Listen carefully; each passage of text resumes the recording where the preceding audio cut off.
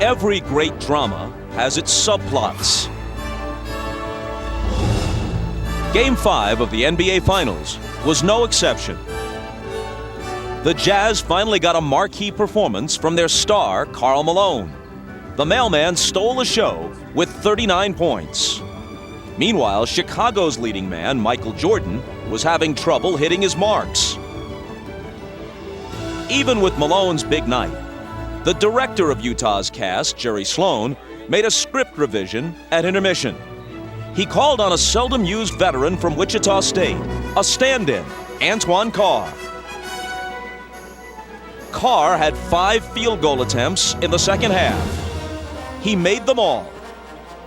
Without his performance in a supporting role, the NBA Finals would be history.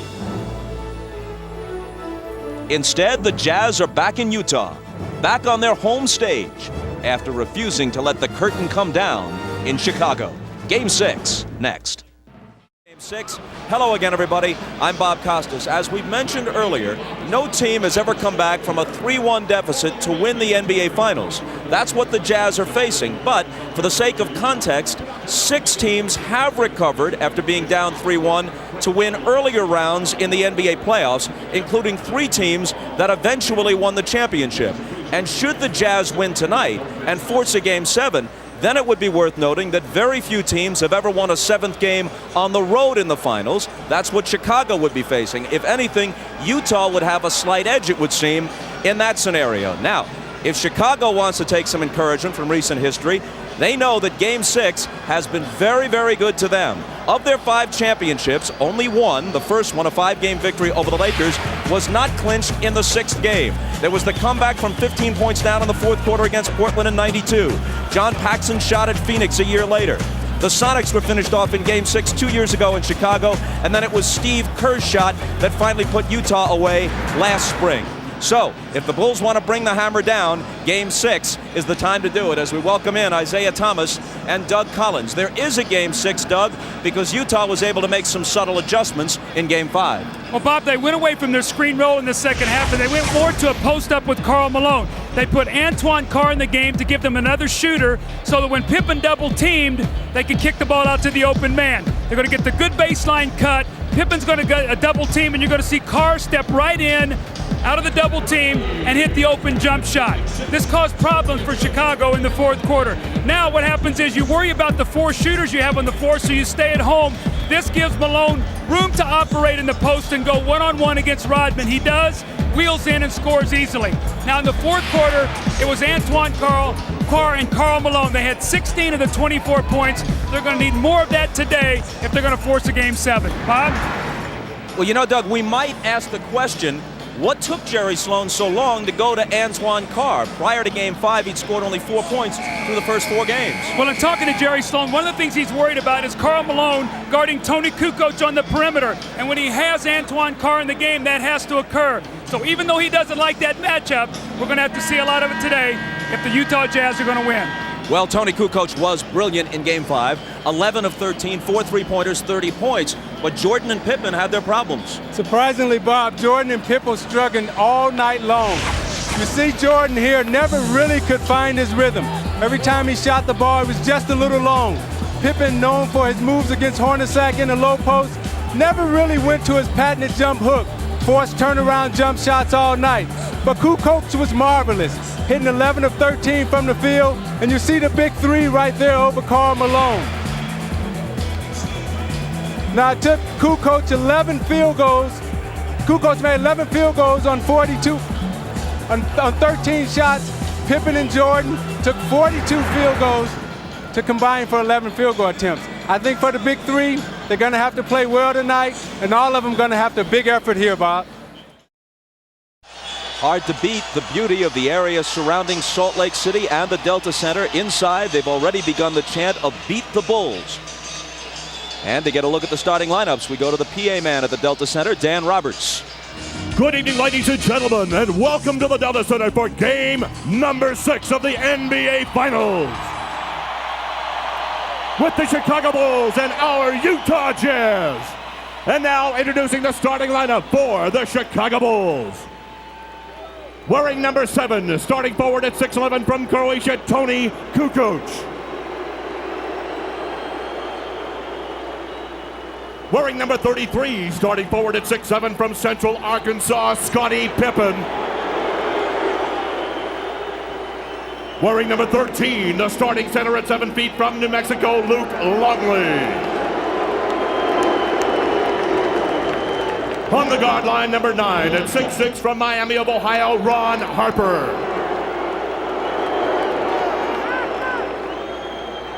And at guard, number 23 at 6'6" from North Carolina, Michael Jordan. The Bulls are coached by Phil Jackson.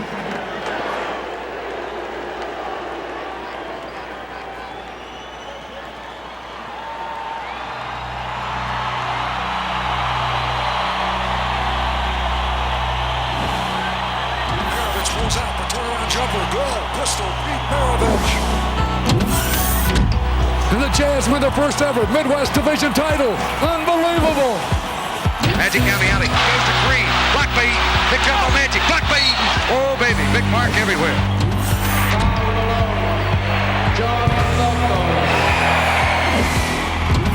He did it. He did it. A new NBA assist king, John Stockton. Congratulations, Karl Malone, 1996-97 NBA Most Valuable Player. John Stockton sends the Utah Jazz to the NBA Finals. And now, ladies and gentlemen, introducing our Utah Jazz.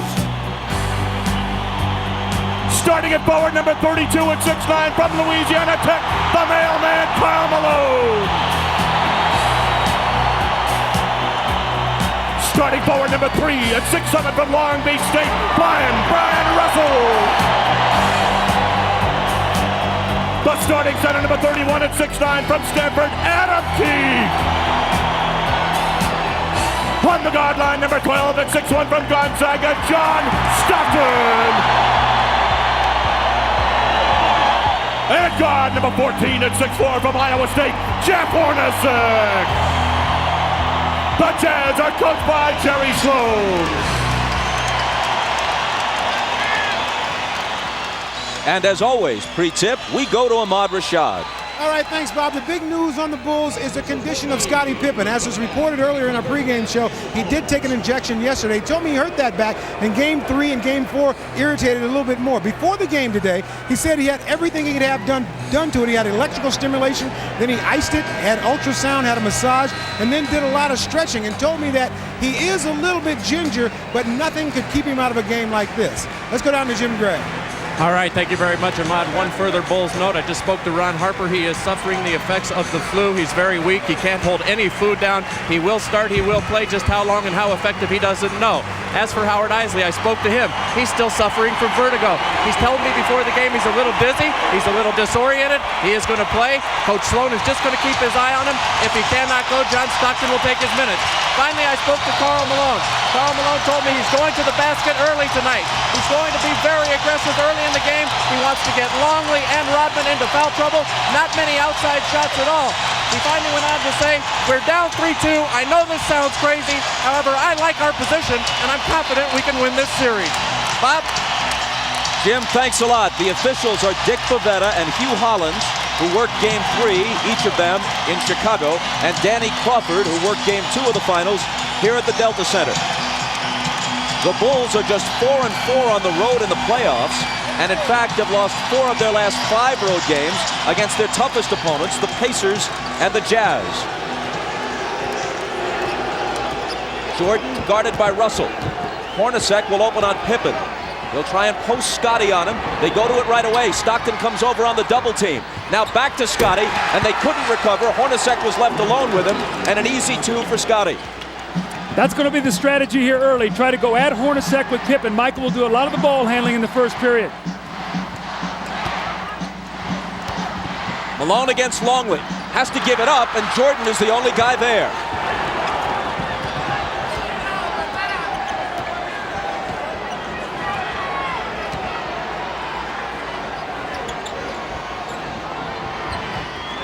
Longley, who has contributed little offensively. and has been abused defensively by Malone. It's Jordan missing his first shot, and Russell takes the rebound. It looks like Scottie Pippen is laboring as he moves up and down the court. Ahmad told you he's suffering from a bad back. Malone hits his first. 17 of 27 in Game 5, as the whole Utah team shot better than 50%. Hooked away. Malone chases it to the side. It'll belong to Chicago. Bob, I think Scottie Pippen pulled his back out on that dunk shot on his first play when he reached up for the rim and he pulled it down. I think he stretched up and he grimaced as he came down and he could barely run. Harper guarded by Stockton. Pippen against Hornacek. Draws the double. Harper's the guy they'd like to leave alone. Kukoc isn't, but this time he misfires. Hornacek lost it to Longley. Now Pippen has it. All alone, Kukoc. The one thing you don't want to do if you're Utah is get into a quick turnover battle here and give them easy points, especially Kukoc. Remember, he loves to get off early in quarters, and then he's a load the rest of the game.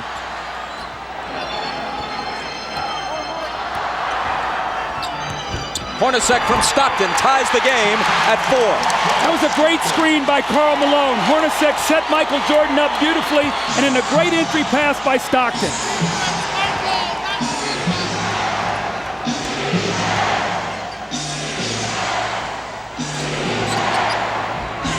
Kukoc.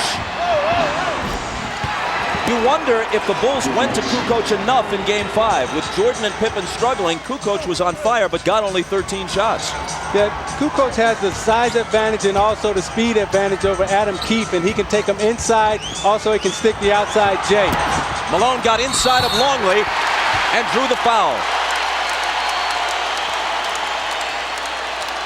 Now you watch Pippen come across the lane, and as he reaches up to dunk, he pulls his back out, and you see him grimace as he comes up the floor. Let's keep our eye on Scottie Pippen tonight. Let's check in with Ahmad. Bob, Scottie Pippen's really having a bad problem. In trying to bring the ball down, you can notice Michael sending him down the floor so he can bring the ball up. Now, as we mentioned earlier, that the strategy was to go to Scottie in the post. If his back continues to bother him, they may have to change that strategy. Bob? You can see him with his hands on his knees, bending over, trying to limber up, wincing quite a bit. Malone hits the first. Generally, he and the Jazz team have not gone to the free throw line in the finals as often as they did during the regular season and in the earlier playoff rounds. The Bulls have had a big edge at the free throw line. Jim Gray is listening to Jerry Sloan over on the sideline. He says Jerry is already complaining about illegal defense. Remember,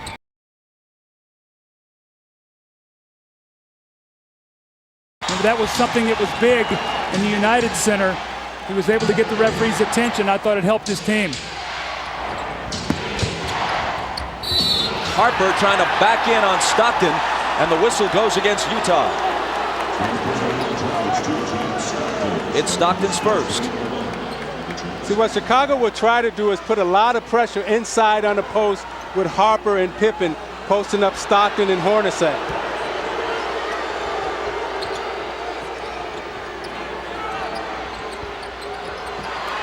Harper really battling with Stockton.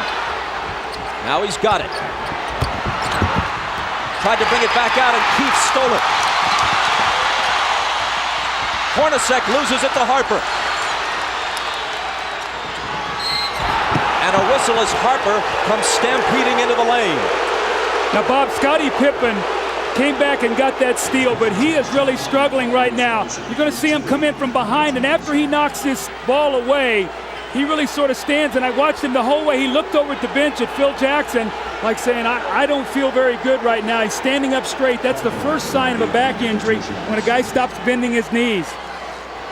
A back injury is one of the most crippling of injuries, especially in an athletic context. And I'm not trying to compare a physical injury to an illness, but it was here in this building where Michael Jordan, sick as a dog, managed to gut it out in Game 5 of last year's final, the pivotal game. Scottie Pippen is probably mindful of that and will give it everything he's got to try to equal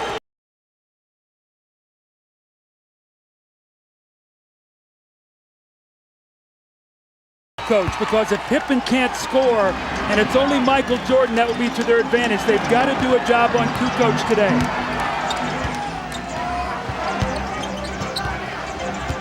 Stockton drives on Harper, ties the game. Stockton didn't take a single shot in the fourth quarter of Game 5. His assist totals have generally been high. His shooting percentage is high, but they'd like to see him get a few more shots up toward the rim. 3-second violation against Chicago. So you watch Stockton's aggressiveness. They've given him the baseline this whole series. This time he's able to take Harper to the baseline, get a little space, and finish on the right side of the basket. Hornacek, Jordan up on him. Malone puts it on the floor and is fouled. It was before the shot. It's Longley's second. This was the strategy of Karl Malone. He said, I'm going to put the pressure on the Bulls defense, not many jump shots, and he has done that. 2 quick fouls on Longley. Hornacek is free, but can't hit.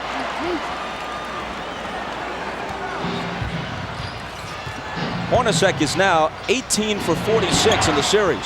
Jordan, there's his first field goal, and the Bulls take a 10-8 lead. If you take away Hornacek's 7 of 11 in Game 3,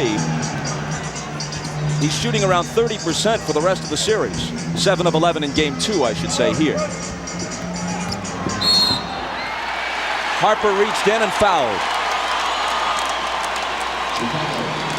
Rodman off the bench. Let's see who he replaces. Longley has 2 fouls, and it's Luke who'll go out.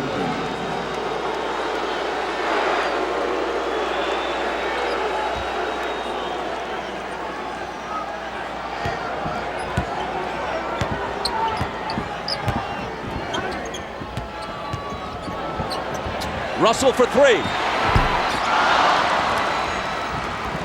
Utah has not been hitting the threes in this series. Now 11 for 51, around 20%. They shot 37% as a team from beyond the arc for the season. Pippen with the hook.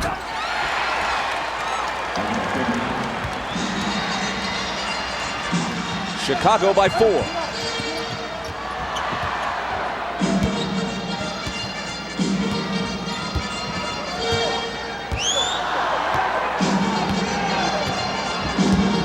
Malone screening for Stockton. His 3 isn't there.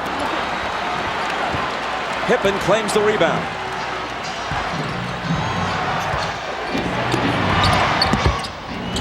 Pippen had it knocked away. Hornacek got a hand on it. Stockton takes it, dishes it to Jeff, who misses the driving one-hander. Jordan is wrapped up by Keefe for the Utah foul.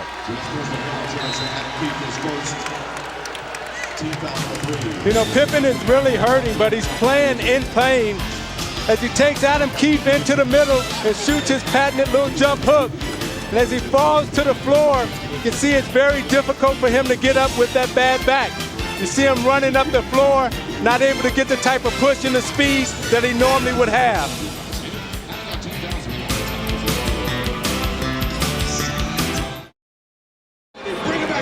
Ahmad Rashad back at the Delta Center, and during that timeout, I just spoke with Chip Schaefer, the trainer for the Chicago Bulls. He said that Scottie Pippen is not sore, he is just sore, and he's having a problem really with his mobility, not able to bend over and grab the ball, but hopefully as he plays further and gets more warmed up, it'll improve. That's what they're hoping. Bob?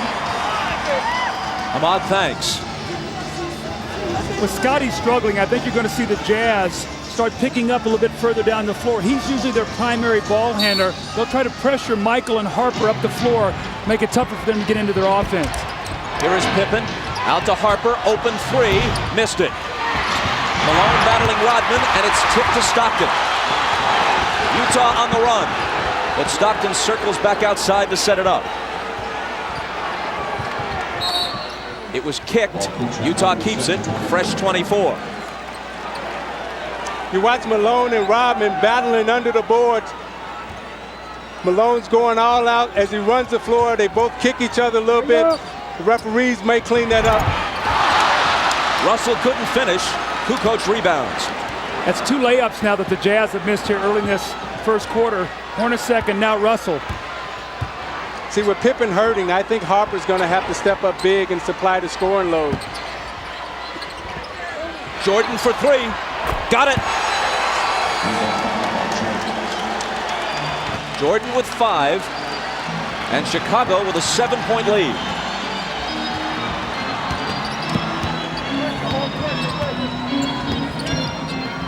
Malone on that left block, this time against Rodman. Takes him into the lane. Tries to muscle up, but loses it. Pippen back.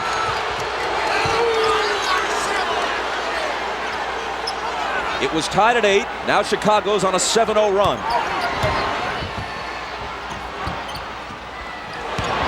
Kukoc underneath to an unguarded Harper, and the Bulls have scored 9 unanswered points. Timeout, Utah. So you watch Karl Malone in the low post. They're not double teaming him. They're letting Rodman play him one-on-one. Consequently, when he goes up to put up the shot, he gets stripped, and it leads to this. Kukoc on the drive, the easy dump to Harper. Harper's going to have to step up big inside for the layup. And you're watching the NBA on NBC. The Bulls lead by 9, but here's the bad news for them. Moments ago, Scottie Pippen, accompanied by trainer Chip Schaefer, leaves the bench and heads for the locker room. With more, here's Ahmad. All right, Bob, I just spoke with Chip, and he told me that Scottie asked out of the game, and he wants to go back in the locker room and try to stretch his back out and try to get it more loose before he tries to come back in. I'll keep an eye on it, and I'll keep you posted. Let's go down to Jim Gray. All right, thanks, Ahmad. Well, during that timeout, Jerry Sloan was about as loud and angry as he has been at his team this entire series. He said, guys, you are standing around. You're not fighting for any position defensively. You're letting the Bulls go wherever they want to go. Quit running around screens. Start running through them. Take a hard foul. Get some fight in you. Bob? Jim, thanks. He goes to his bench. Isley is in, and so too is Antoine Carr. Carr tries to make a move on Kukoc, and there's a foul on Kukoc, his first. Now, Bob, the reason Carr's in the game is because Utah was playing 4-on-5 offensively. With Adam Keefe in the game, Scottie Pippen wasn't going to guard him. Now you've got Kukoc who's going to have to play Antoine Carr, so now it's a 5-on-5 matchup. They've got to take advantage of this with Isley in now for Stockton. Harper right now is on Malone. An illegal defense is called against Chicago. Chuck, I think they should have started Antoine Carr. That center position is a revolving door for them with Ostertag and Foster, and it was important for them to get off to a good start. Now they've buried themselves and find themselves in a big hole.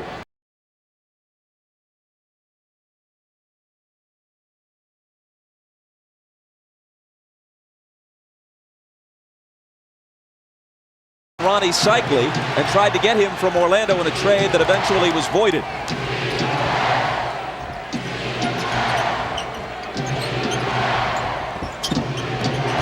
Jordan over Russell. Rebound to Carr, who immediately makes his presence felt.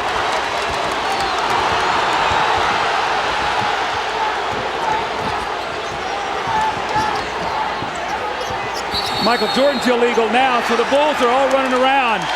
And it's their second illegal defense, which will result in a technical foul shot being taken. And Jerry Sloan just got a technical. Phil Johnson comes over and settles him down.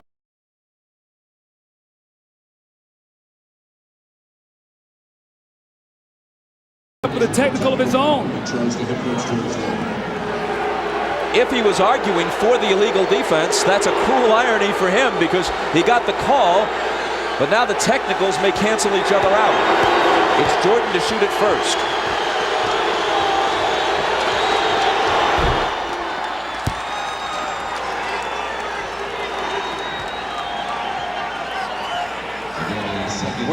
We're told by Jim Gray from the Utah bench that the reason Sloan got his technical was arguing about this. When he was knocked down by Kukoc, there was no foul called, and that's what had Jerry hot. Remember, that's the same thing that he did against Longley to bait him into his 5th foul in here in game 2. So I don't think the referees went for that today. I think that was a good no call. Hornacek, an 89% free throw shooter, swishes it at the other end. Bulls with the ball, down by 7. Scott Burrell is on Russell. Rodman on Malone. And Rodman's going to be hit with a foul, I think. It is on Dennis, his first.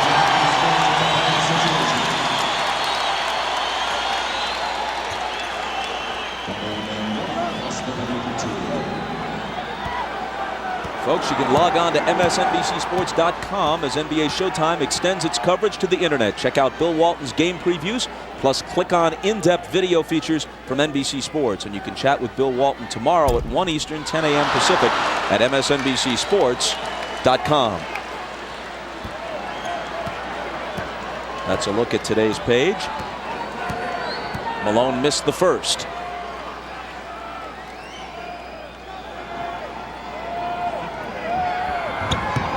But not the second. To give you an idea how close this series has been, other than the Game 3 blowout, the 9-point lead the Bulls enjoyed a short while ago was the biggest lead for either team in any game. Other than Game 3, of course. Kukoc misses, and Isley rebounds.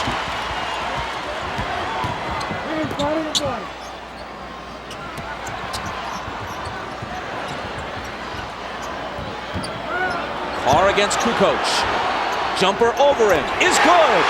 So they've got to go to that matchup. There's no way Tony Kukoc can play him. He's too powerful down there. And Chicago wants to talk it over. Their 9-point lead has been cut to 4 with 2:58 to play in the first.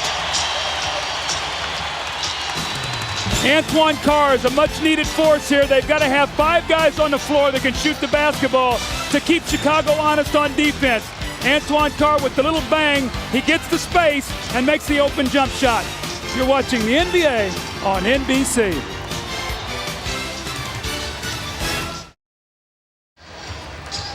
Why you need Antoine Carr? You're going to see they're going to stay mostly at home on the perimeter against these players. All he has to do is take his time. Kukoc is not going to block his shot. Bump him a little bit and use his power down there. Now, the one thing he has to be concerned about is Kukoc loves to play defense from behind, so he can't be careless with the ball where Tony can come from behind him, Bob, and slap that thing away.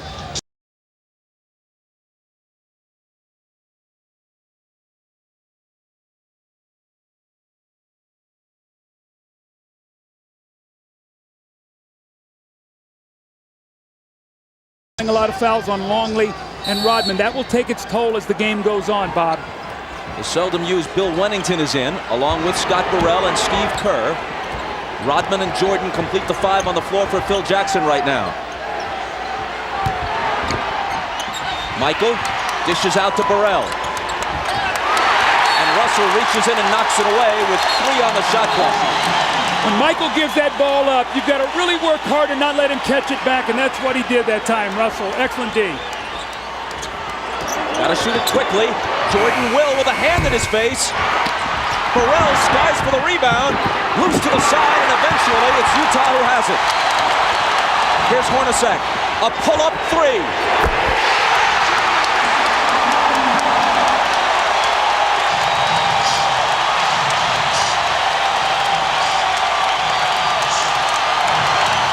It's hard to imagine Utah winning the next 2 games and taking the title unless Hornacek hits shots like that, which outside of Game 2 in this series, he hasn't been doing.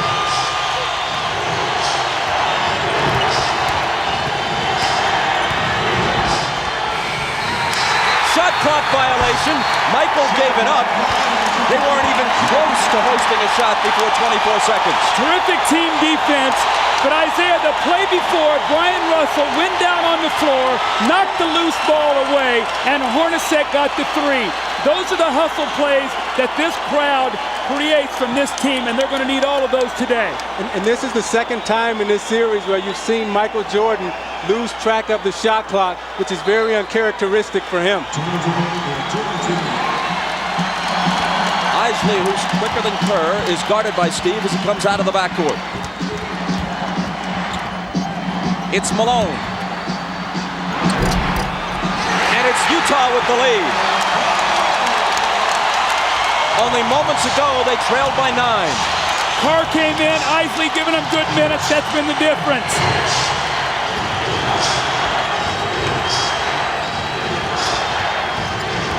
Jordan.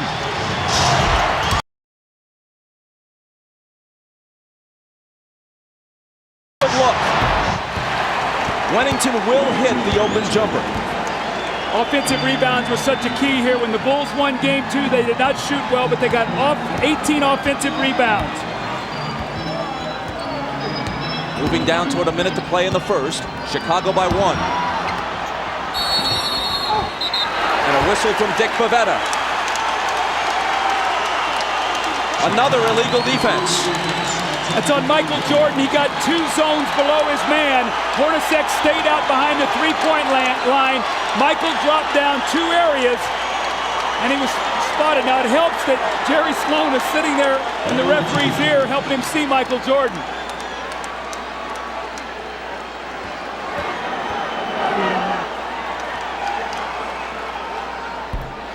Hornacek hits the technical. Watch the byplay here between Malone and Rodman. A sign of respect, actually, it appeared to me. You're it. Chris Morris comes off the bench, making his first appearance for Utah.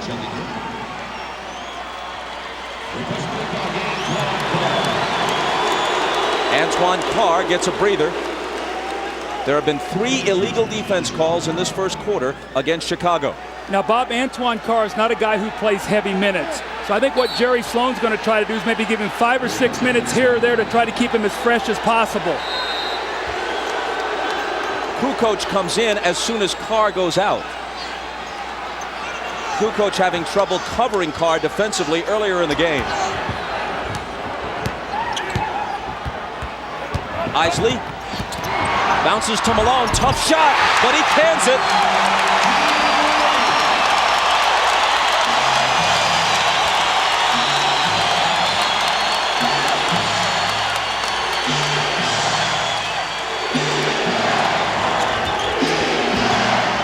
Jordan over Russell.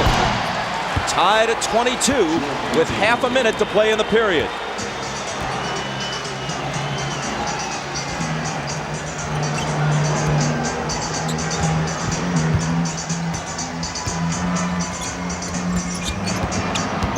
Malone against Wennington. Off balance, hit it, plus the foul. See, Bob, that's what I'm talking about, being aggressive, Isaiah. Taking the ball to the basket. Isley with the give and go. He doesn't settle for the jump shot. He puts the pressure on the defense, and it's a tough shot. And the same thing, he sees Wennington on him. He says, no way I can get this shot. He bodies up. Now an opportunity for a three-point play, which would give his team a three-point lead.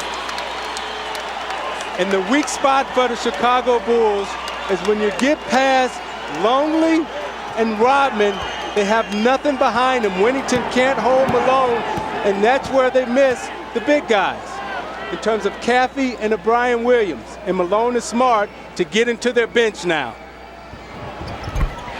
A dozen from Malone in the first quarter. A perfect 4 of 4 from the field. Almost as important, Hornacek has contributed 9. They need him. Kukoc. They had a foul to give.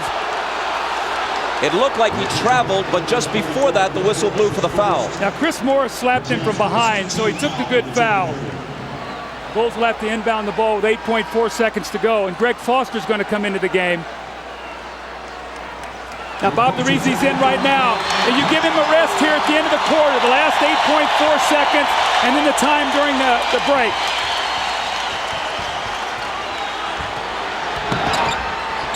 Jordan, double teamed, forces up the quarter's final shot and misses it.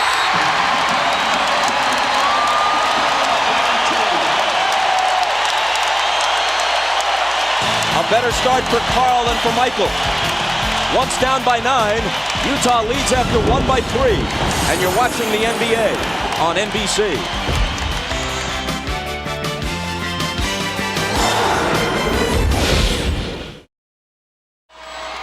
Ahmad Rashad back at the Delta Center, and early on, Scottie Pippen re-injured his back on that dunk shot that he had just at the beginning of the game.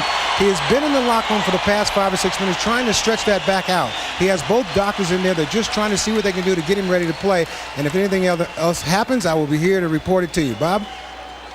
Ahmad, thanks a lot. Guys, as we begin the second quarter with Utah up by 3, something significant. They were able to make a run and turn this game around a bit with Howard Isley on the floor rather than John Stockton. And Isley did not play well for them in Chicago, so much so that Jerry Sloan barely used him with the game in doubt on Friday night. Well, they went on a 17-5 run with Stockton sitting down, but also a key, they brought Antoine Carr in for Keefe, so they got another offensive player in there, Bob. That was real critical for them. As Jim Gray reported before the game, Isley has been suffering from vertigo.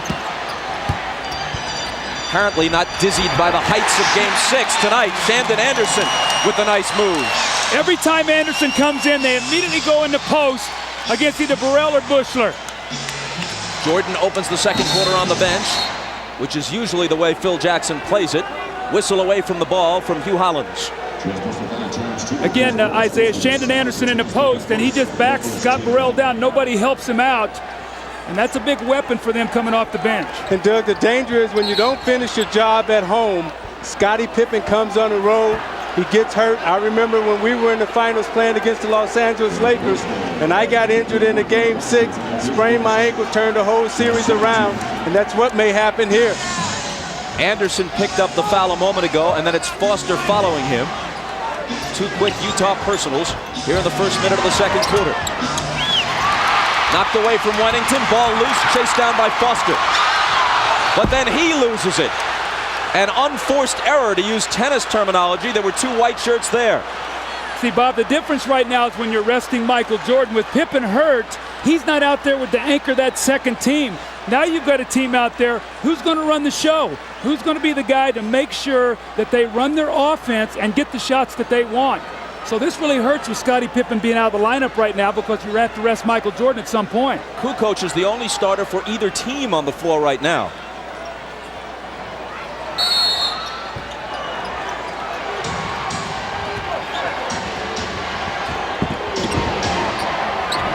Foster on Tony. Wennington travels.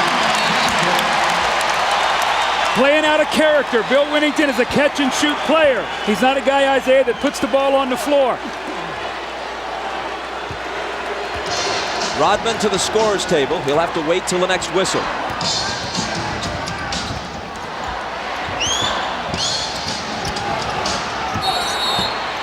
Which comes almost right away. Another illegal defense against Chicago, the fourth. Now see, the reason that's illegal is Chris Morris is out above the three-point line. Judd Bushler can be no lower than the foul line. When he drops below that foul line, he's automatically illegal.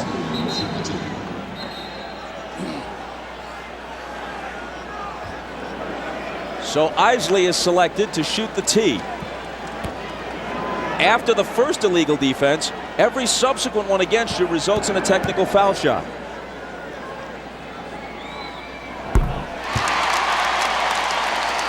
See, Chris Morris is going to be out above the three. Look where Bushler is. He's illegal right now. So that's the call, and that's why they get the free throw.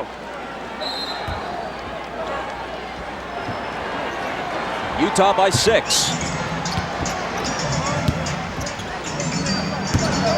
Foster on the move. And throws it away. Two atrocious turnovers by Foster on consecutive possessions. Trying to do too much. Keep the game simple. You'll get minutes on the floor. Kukoc. Chris Morris pulls in the rebound. Carr from Isley. Missed it off the glass.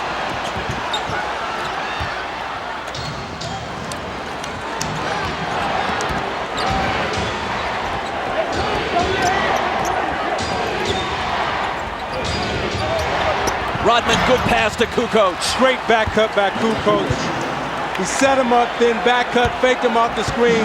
Great pass by Rodman. Great look by Kukoc. See, Isaiah, though, Foster's got to push him over the top. That's what they did in the game 5, and Tony got 7 points to start the game.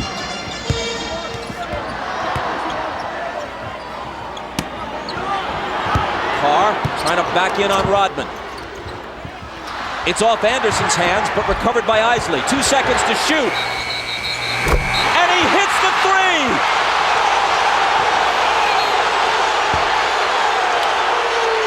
Are they calling the shot clock violation? Let's see. Dick Pavetta says yes. And they wave it off. though it appeared to me as if he had beaten it. See if the ball isn't out of his hand. 1 second. It's on the way, and they missed the call.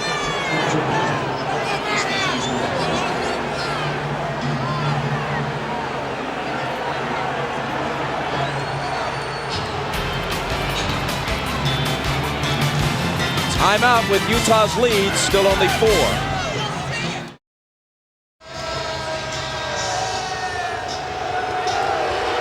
Well, it's a big break for the Chicago Bulls. Howard Isley lets this shot go. He gets it out of his hands, and you're going to see here, look, the shot clock actually should be at 1 here, but the ball is off. Right there you see it. The ball is in the air at 1. That should have counted. That's a big turnaround, and the Bulls get a big break there. Instead of up 7 Utah, now it's only a 4-point game. Jim Gray tells us that on the Utah bench, Jerry Sloan said, that's horrible, but I can't get thrown out of the game. He already has 1 technical and can't risk another.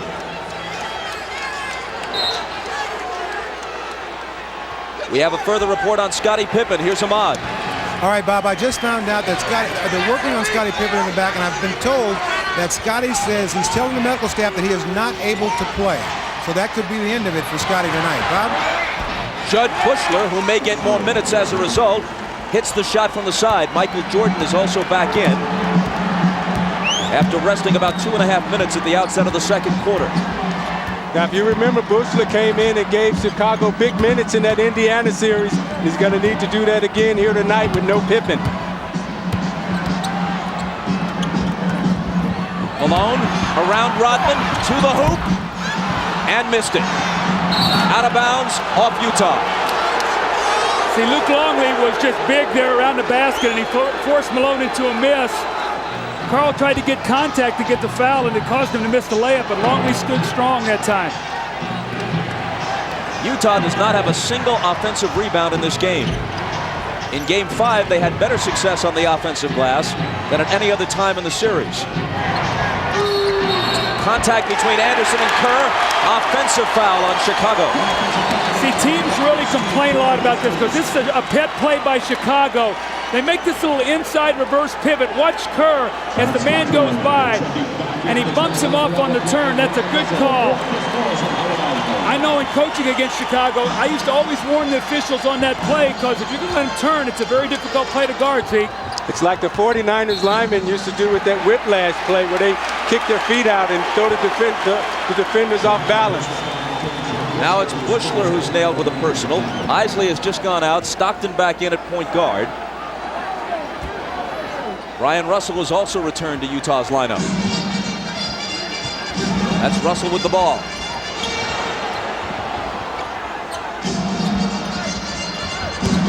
Malone from Carr. And he walked with it. See, Antoine Carr's got to be ready to step in and shoot that ball. They're doubling down on the block now, and Karl Malone swung him the basketball. He's got to shoot it. Those are the same shots he had the other night in Game 5 that he buried to help them get the win. The Bulls can tie with a basket here or take the lead with a 3. Jordan in and out on him, and Carr claims it. Carr from Stockton. There you go. There you go.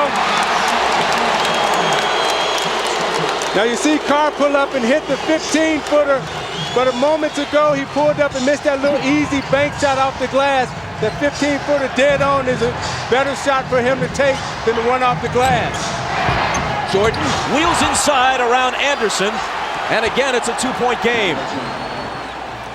Michael has 10.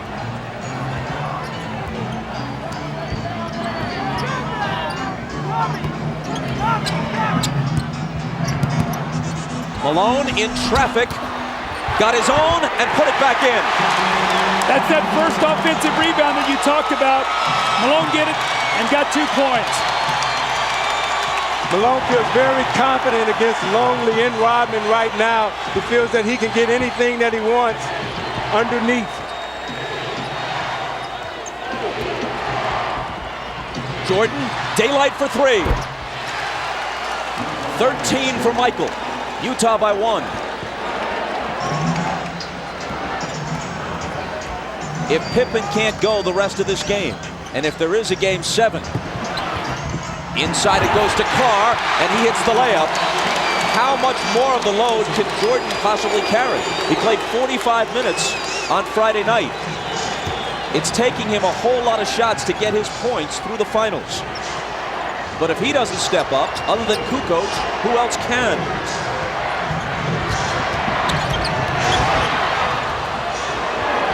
Here is Tony. To follow up on your point, Bob, this would be a very wearing game for Jordan. They'll try to tire him down and wear him out. It'll be interesting to see if he'll have enough at the end of the game because of the minutes he's going to have to play. Malone, tough catch, gathers it in, fade away. Carr to follow. Knocked away from behind, and he was fouled. It's number 1 on Jordan. John Stockton with a beautiful pass in rhythm to Antoine Carr, and the pull-up jump shot on the secondary break. And then Karl Malone working once again in the post. He backs himself down strong. Misses it, but the great effort and the great hands to get the ball back and the finish. And in a give and go, the back door, the weak side help. Anderson finds Antoine Carr underneath and the little finger roll, and Utah leads by 1.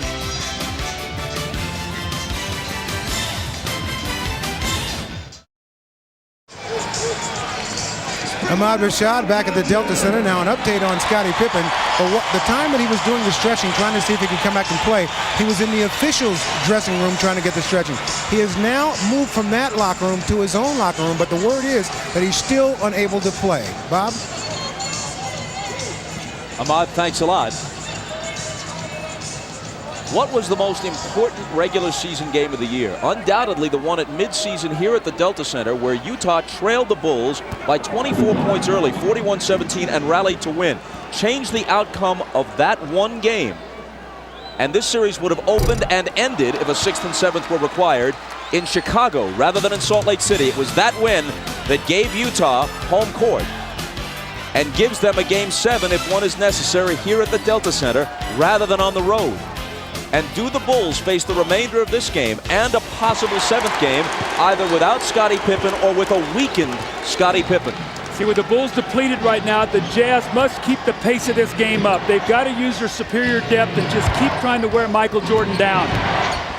Jordan into the lane. Tough shot. He was fouled. He'll come to the line with a chance to tie it.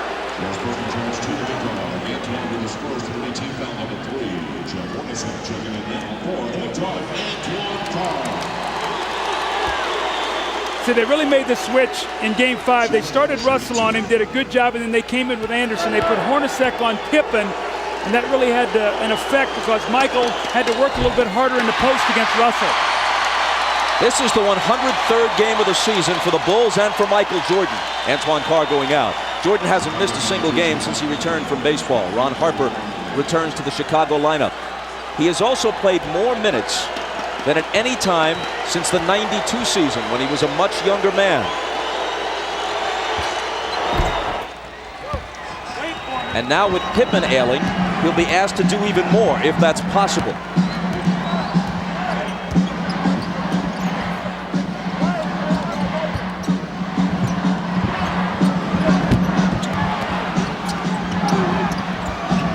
Malone slips it through a crowd to Anderson, who misses the floater. Rodman juggles the rebound but saves it in. Only his 2nd rebound tonight and only his 5th in the last game and a half after such a strong performance in game 4.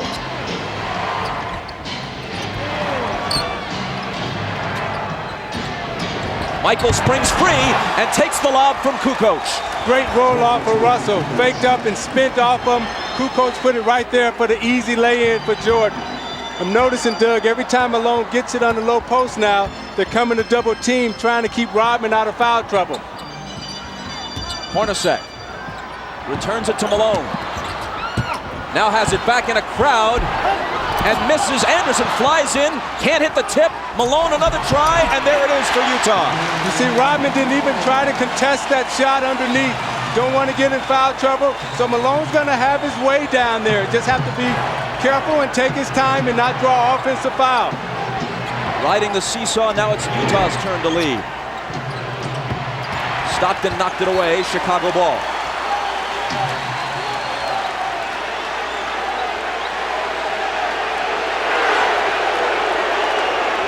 Phil's still lobbying for that travel on Malone on the last possession, but ain't gonna happen.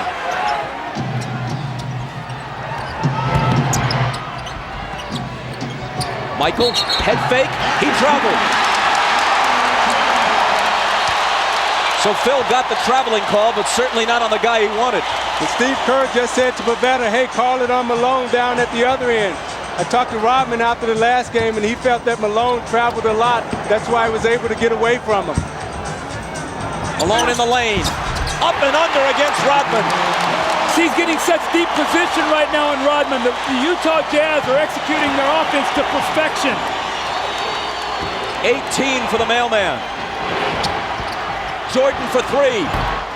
And there's his answer. I think that's his third three of the game, Bob. And going into this game, Kukoc and Pippen were a combined 4 for 23 from three at the Delta Center in the first two games. It is his third tonight, and he has 19 points. Malone tries to answer, and can, and he has 20. A Jordan-Malone duel shaping up in Game 6.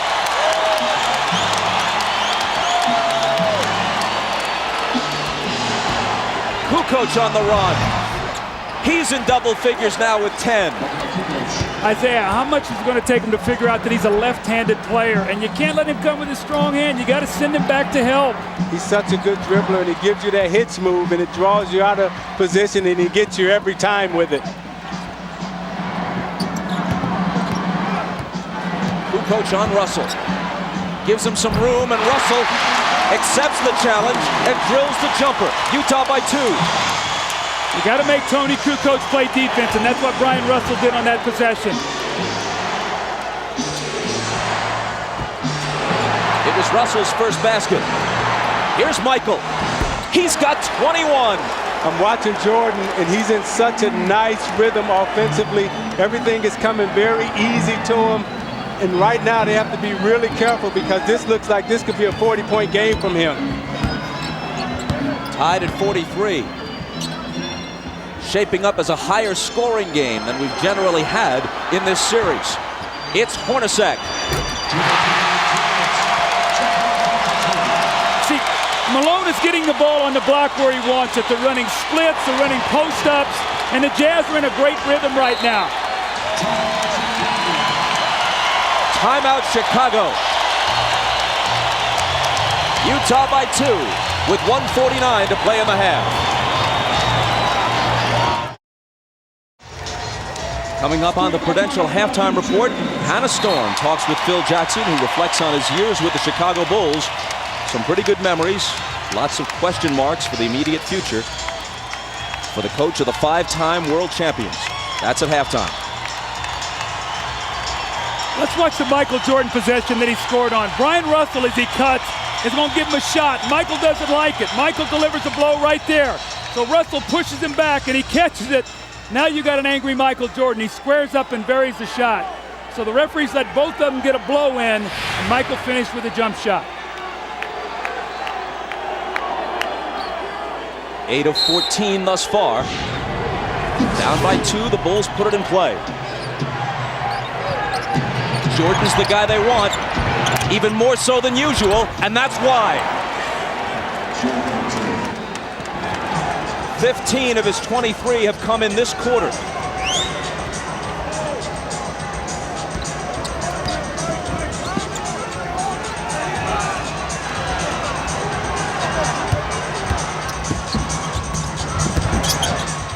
Hornacek off the back iron.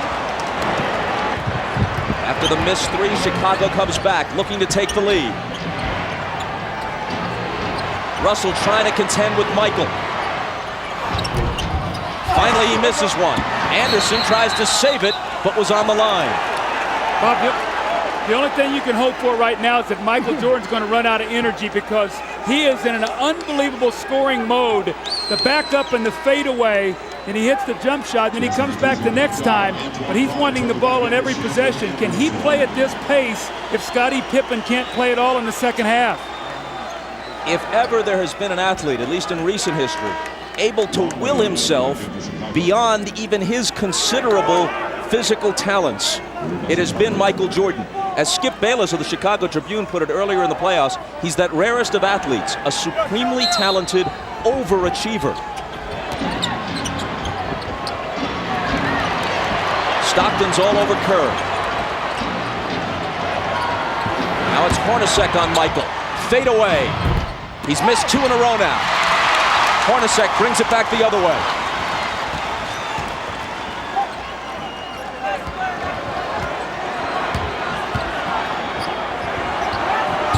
Stockton from Malone. Beautiful slip on that play. Stockton went across like he was going to set the screen on Longley. Michael relaxed just a moment. He slipped it. The give and go, Isaiah. That was a beautiful play. And Doug, now that Malone has really taken advantage of Chicago inside, now the perimeter will free up. Now they have to pay attention to Malone. Now Stockton and Hornacek will be able to step up and play and get involved. They were just putting a couple of seconds back onto the clock.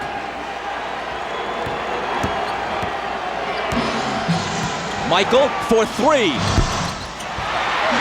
Hornacek takes the rebound. Jordan had made 3 three-pointers earlier in the half. He's now missed 3 shots in succession. Big possession here for the Jazz. A chance to get this crowd alive and up 4 going in at half. Shot clock and game clock virtually identical. Stockton, foul. Chicago had a foul to give.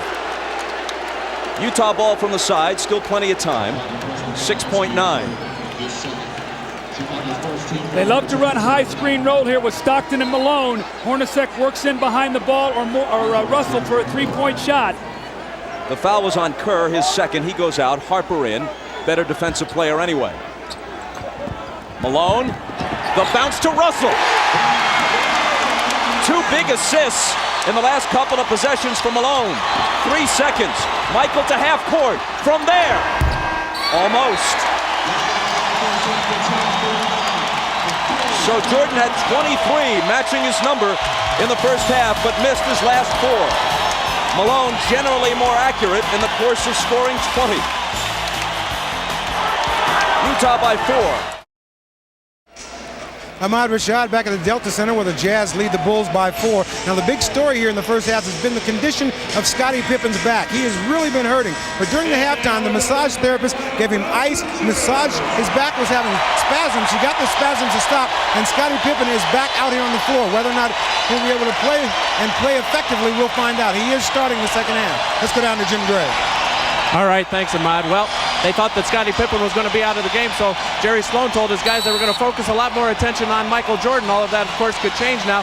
Very unhappy with the way they defended the screens. He wants them to get over the screens instead of running through them. Happy with everything offensively. Bob?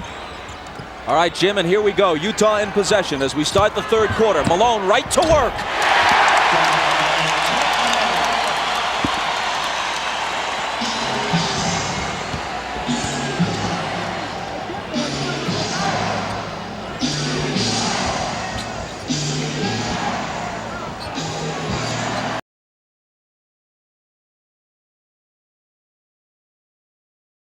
Out.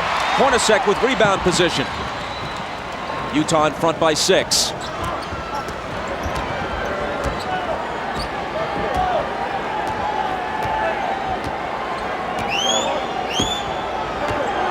Stockton pounding the dribble into the floor. Now into the lane he goes. Outside to Russell. Head fake. Now Stockton. Air ball grabbed by Keith. Blocked back in his face by Pippen, and a 24-second violation as they never hit the rim. Now remember, when Adam Keefe was in the game as a starter, Utah got off to a very slow first quarter start because they were playing 4-on-5. So if that starts to occur, Jerry Sloan might have to go to his bench. Adam Keefe has got to be an offensive rebounder. He's got to be aggressive. 4 of the first 5 games were very close and very exciting. But through the first half, this is actually the best played game, the best pace and rhythm of any of the games of the series. Longley out to Scottie with 5 seconds to shoot. It'll be Kukoc. He has 12. Now Scotty's back out on the floor, but he's still moving very gingerly.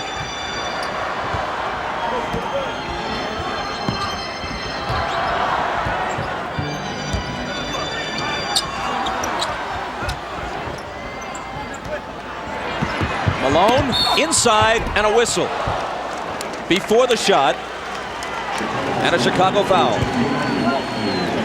Now you watch Scottie Pippen, and let's take a look at how he's running.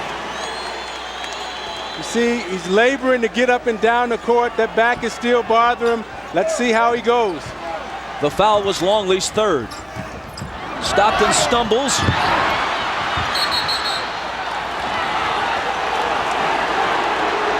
And on the steal, Chicago recovers the ball and asks for timeout. Coach, is that the time you want to use one? It does preserve the possession, but you use up a timeout. Well, Phil has the option here to take a 20 if he wants it, so it looks like he wants to save his 20, use the timeout now. Harper with a great hustle play. You're going to see him roll over and get the timeout before Utah can force the jump ball. So we'll step aside with 10:03 to play in the third. Miller Genuine Draft presents even more basketball. Well, the last two MVPs have been Michael Jordan and Karl Malone, so you see them working their magic. Michael feels the pressure, reverses for the lob. The fading jump shot, been terrific. And Karl Malone with the great hands in the second shot, then the deep post position on Rodman in the layup. And he too with the fading jump shot. So both of these guys have been terrific for their individual teams today. It's been the best played game offensively we've had in the series. And in recognition of this look inside the game, Miller Brewing Company will donate $1,000 to the Thurgood Marshall Scholarship Fund. Chicago ball down by 4.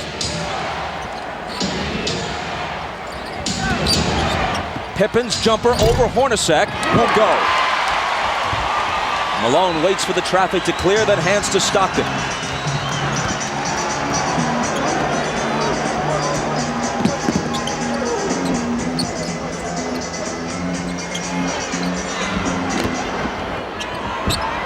Malone against Longley. And a foul, and if it's Longley, it's his fourth. He's just not quick enough, Isaiah, to get up and body him, because when he makes the first quick step, Luke can't slide over and get in front of him. He sticks his knee out. Now, this is twice in this quarter. Malone has gotten a layup the first possession, and now he's gotten 2 fouls. He bodies up against him, he sticks the left knee out, and Malone goes right to the basket to get the contact. Longley's got to be a little smarter down there. He's giving Malone no resistance, Doug. I'm watching him as he's moving around. He's not even trying to guard him. Just poor defense by Longley. And great offense by Malone. He sits, Rodman enters. Russell for 3. Malone in between 2 red shirts, pulls it down, and now he and Rodman all tangled up. And it's Malone's turn to laugh and taunt a bit.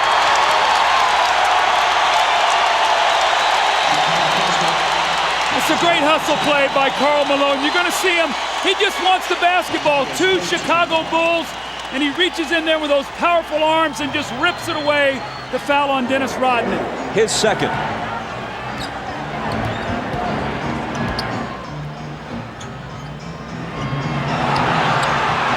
Hornacek into the lane. Knocked away from him, but another Chicago foul. It's the Bulls' 4th foul, barely more than 3 minutes into the period. Utah doesn't have one yet. Michael hit with his second. This summer, NBC gives you double Frasier's every week. Tuesday at its regular time and a Sunday episode too. Must-see comedy with Frasier Tuesday and Sunday all summer on NBC. See, it's so important for Karl Malone to attack the defense, Isaiah, so even though he doesn't shoot free throws, he gets them in foul trouble. Now 4 team fouls. So from here on in, the next foul that the Bulls commit, Utah will shoot free throws. That could be very vital for them scoring here in this third period. Doug, I love the way Karl Malone is playing right now. I mean, he's doing everything for the Utah Jazz.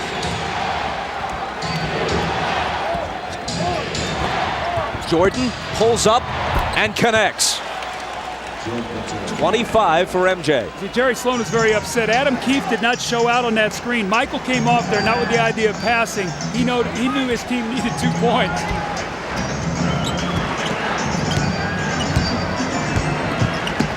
Malone from 20. Keefe got a hand on it and then pokes it away from Jordan and out of bounds.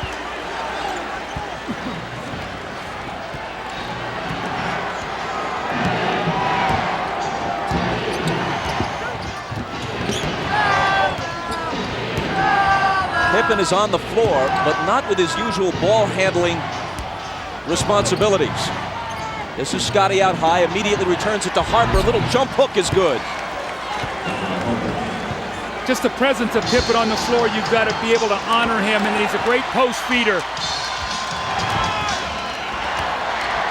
Chicago back to within 2. Malone from Hornacek.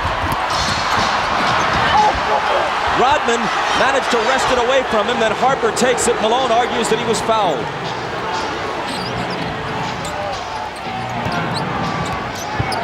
It's Kukoc dealing it out to Rodman. Harper trying to tie the game, but hold on, says Danny Crawford. Foul on Stockton is second. Now Malone got great post position here. He's got to finish this play. He leaves it short on the rim, and then the second effort, he thought he got fouled on the wrist there, and he did get fouled, so he should be upset on that play.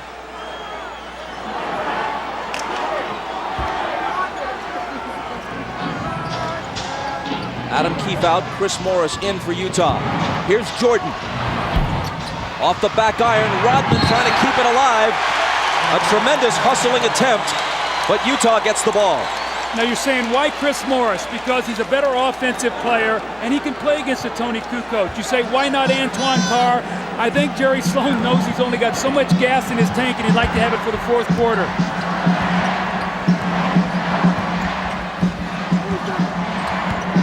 Malone had it go through his hands, and Rodman takes it. I don't know, Doug. If I'm Jerry Sloan, I put Antoine Carr in the game. I don't mess around. I don't mess around with Chris Morris.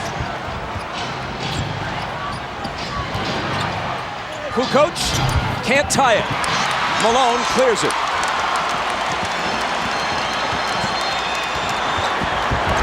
Stockton into the lane, tried the up and under on Harper, but it wouldn't go.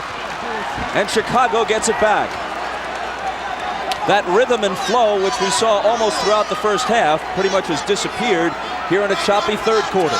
Bob, I just saw eye contact. Scottie Pippen and Michael Jordan. Scottie normally brings the ball up. He said, Michael, you come get it. Michael does not want to bring the ball up the floor. He has to use too much energy that way. Is Pippen anything more than a decoy now on offense for Chicago? He's the initiator of the offense. That's all he can do is be a post feeder and be a presence out there just so that they have to honor him. 4 seconds to shoot. Jordan missed it just before the shot clock sounds.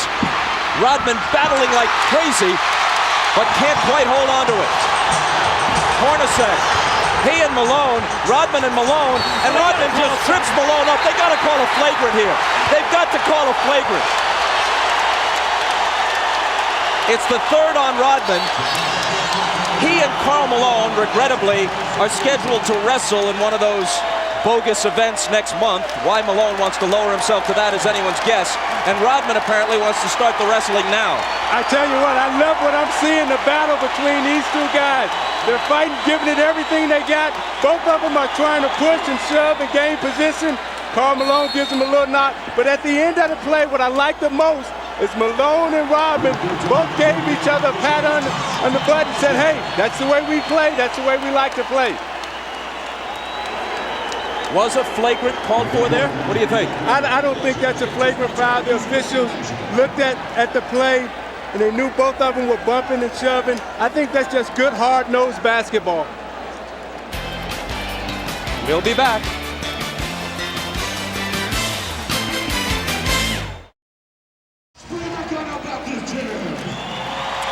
Well, the series was way too pretty here in the first half. Now they're getting down to the basketball we've seen. Rodman and Malone go down. That's one. Here they go, two.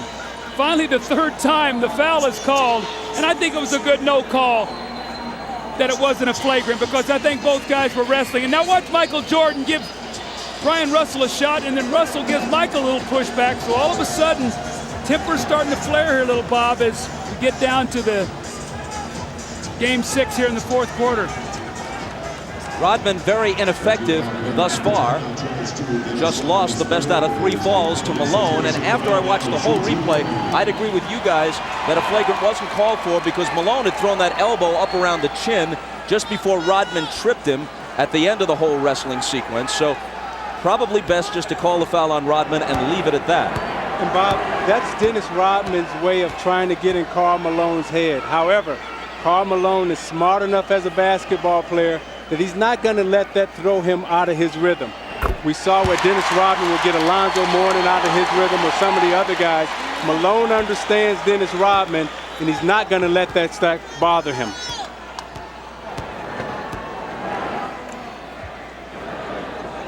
Malone has 23. And can't add to it. Kukoc takes it down. Chicago trails by 3 as we move inside 6 minutes to play in the third.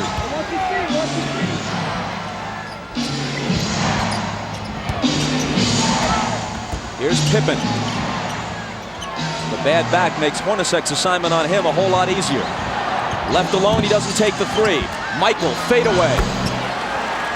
See, if I'm Hornacek, I make Pippen make one of those shots. He's really rushing out to close out on him. He's got to show me he can shoot that ball before I'm too concerned with him. I got to be more worried about Michael Jordan. Jordan has 27 to Malone's 23. Here's Malone again. He was fouled. The basket would have counted, but it wouldn't stay down.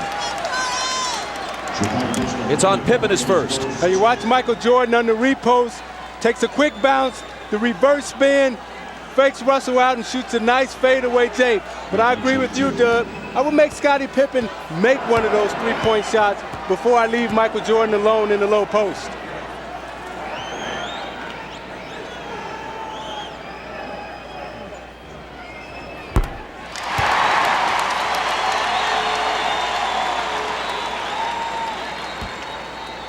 Malone is averaging 23.8 for the series coming into this game. That's exactly what he averaged in the 6-game loss last year to Chicago. But that average will go up a bit after today. Makes them both.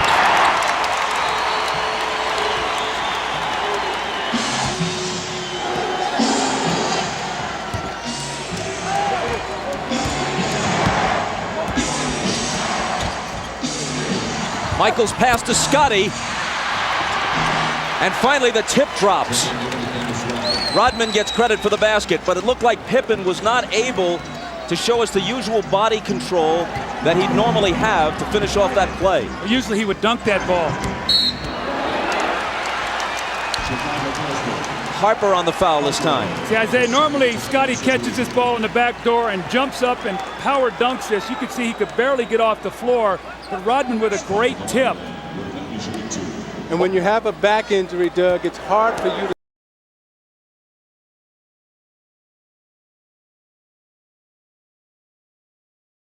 on Dateline Sunday, a tornado rips through the Midwest. And the program also has survivor stories from Mount Rainier. That's Dateline tonight after the game. It's at 10 o'clock for those of you on the West Coast. Harper grabs the rebound as Stockton makes one of 2. Utah by 2.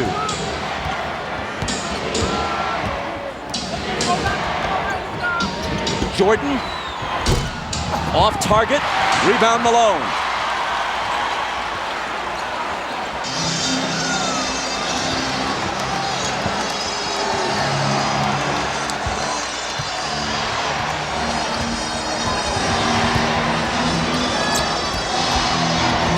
Hornacek driving on Jordan, knocked away from him, still Utah ball. 4 on the shot clock. When Malone grabbed that last rebound, it was noticeable that Rodman backed away. He's already got 3 fouls, speaking of Dennis, and with Longley on the bench with 4 fouls and pretty much ineffective throughout the series when he has been in there, Rodman's got to be very careful. Knocked out, 3 on the shot clock. You know my name. Howard Isley back on the floor now.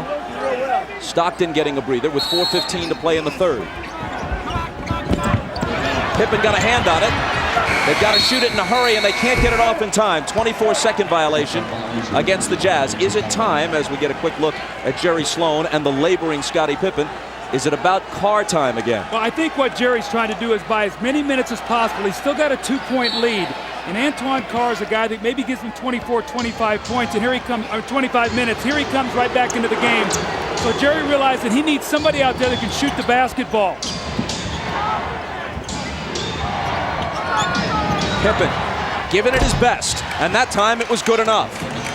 As we said, with that back injury, that little jump hook in the middle is an easier shot for Pippen to shoot because he can extend with his long reach and his arm length. Tied at 57.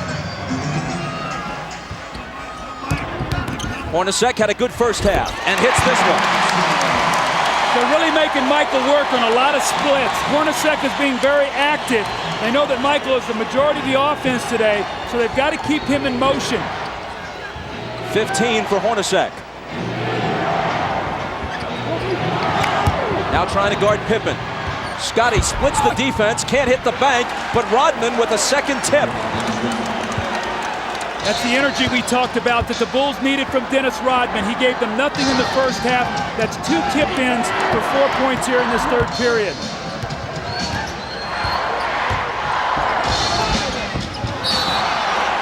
A whistle from Danny Crawford, a Chicago foul. It's on Pippen, and it's his second. You watch Pippen in the low post. They come to double team with Russell, and as he goes up for the shot, that leaves Rodman's clear for a clear tap in on the offensive glass. Now you watch Pippen trying to get up and down the court. He's really laboring and really working hard.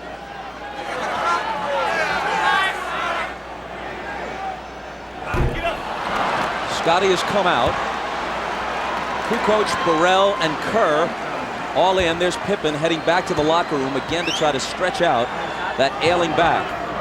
Russell missed the first, but connects on the second. Utah by 1. Well, the only thing that's saving Utah in this quarter to keep them in the lead is the free throw line. Those early fouls have hurt Chicago, and Utah's taking advantage of it. Kukoc knocked away, and there's a Utah foul. It's just their second of the period. Doug, I've watched Jordan the last 4 plays, and he's picking his spots to get some rest out on the court.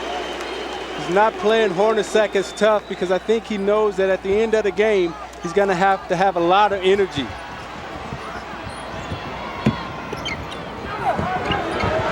Rodman out to Michael. Now screening for him. Morris fights through the screen. Michael takes him baseline. Draws the contact and the foul. Michael's going to go to the line. Chicago, which generally has had many more free throws throughout the series than Utah, has hit 4 of 5 free throws in this game. Utah 15 of 21. As you said earlier, Doug, a huge difference. Well, Chicago's done a good job now in this quarter of disrupting Utah's offense. It's not flowing as easily as it was. They took the fouls. They've got him on the free throw line, but you're not seeing the same open looks. I think with Rodman being out there, he really helped disrupt Malone's timing. Now Longley's back in the game, so we'll see if they're able to attack him either with Carr or Karl Malone. Kukoc goes out as Longley checks back in. Tied again at 60.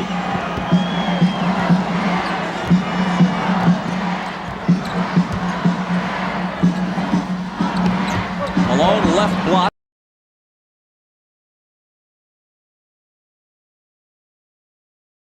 Hornacek. 3 seconds to shoot.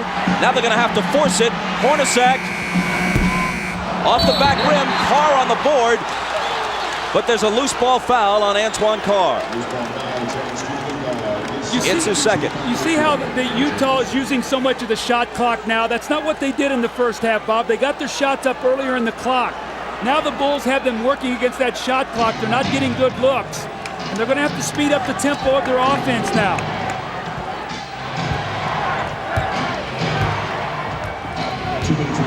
Jordan on the move against Morris. Double pumps. Misses the scoop. Malone will clear it. Inside 2 minutes to play in the period.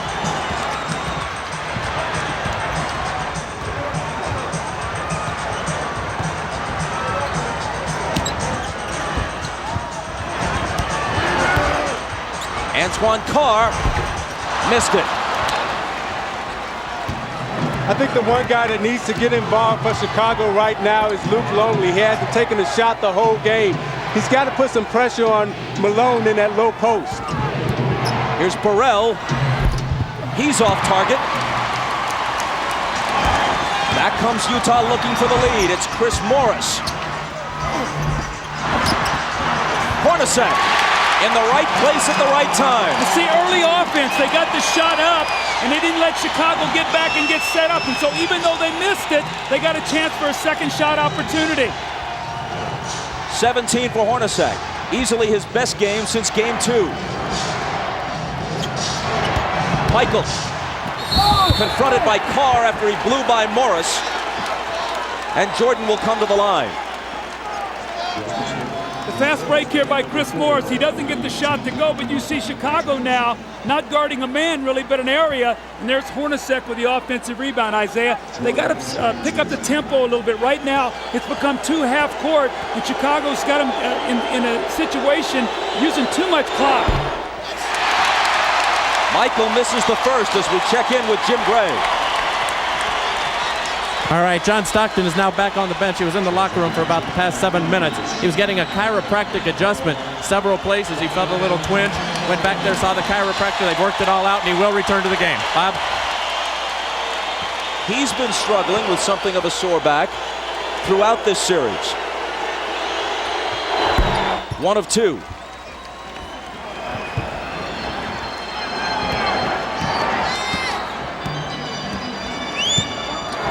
Utah by 1 and with the ball. Isley hands it to Carr.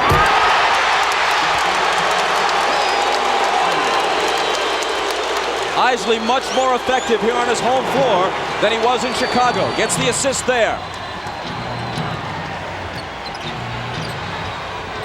Longley's shot. Isley the rebound. Last shot of the quarter here. Be big for Utah if they get a score. It'll push it to 5 or 6. They're on their feet at the Delta Center.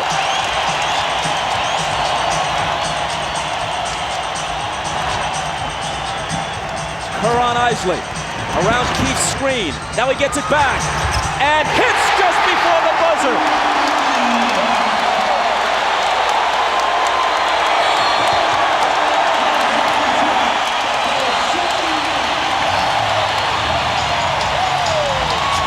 Minutes from pushing this to a game 7.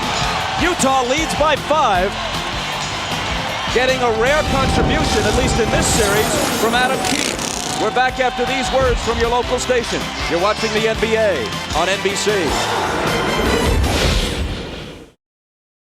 Howard Isley, after a miserable game 5 with no points and 5 turnovers, today has been big. He's helped rest Stockton. You see the kick down to Antoine Carr and the dunk. And in the last possession of the quarter, makes a pass that Adam Keefe makes a terrific catch on behind him and finishes. Today, Isley has 1 point and 3 assists, no turnovers. He's given him good numbers off the bench, and Karl Malone likes the fact that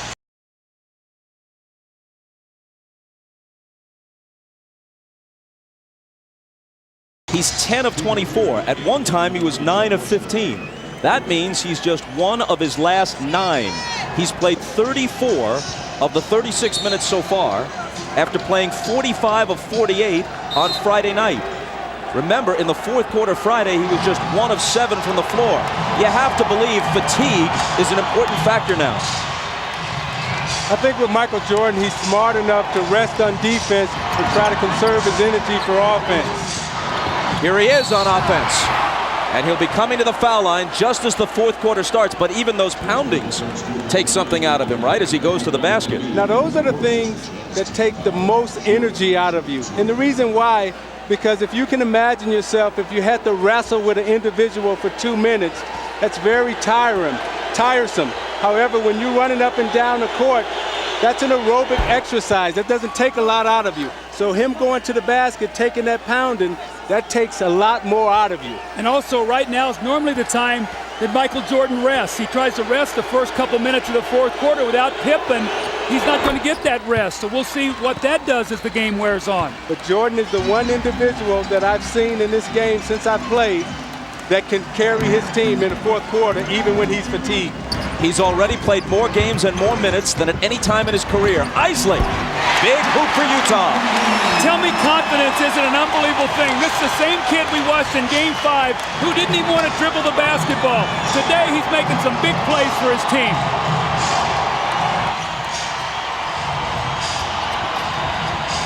Jordan against Anderson. He's still Michael Jordan. Whatever he has lost, through fatigue, through age, through whatever, has only brought him somewhat back to the field. He still leads the field. Morris out of the corner. Rodman with board position on Antoine Carr. Chris Morris has had a lot of open looks at threes like that in this series. Usually he's pretty good with them. In this series, he hasn't been able to hit them. Rodman drills a 20-footer and gives it that go-figure gesture. Now remember, in Game 2 in here, he hit that same shot to tie the game. This one brings him to within one.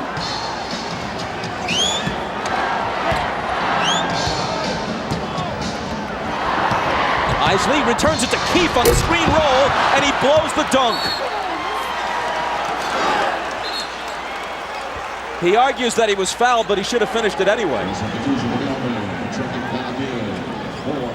Now Keefe heads for the bench, and Malone comes back.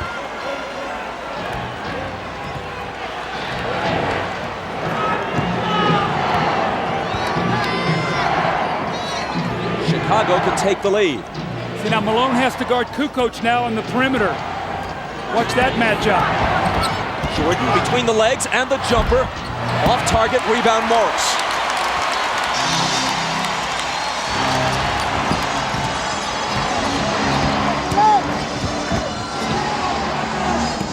Malone hands it back to Morris, who converts on the reverse.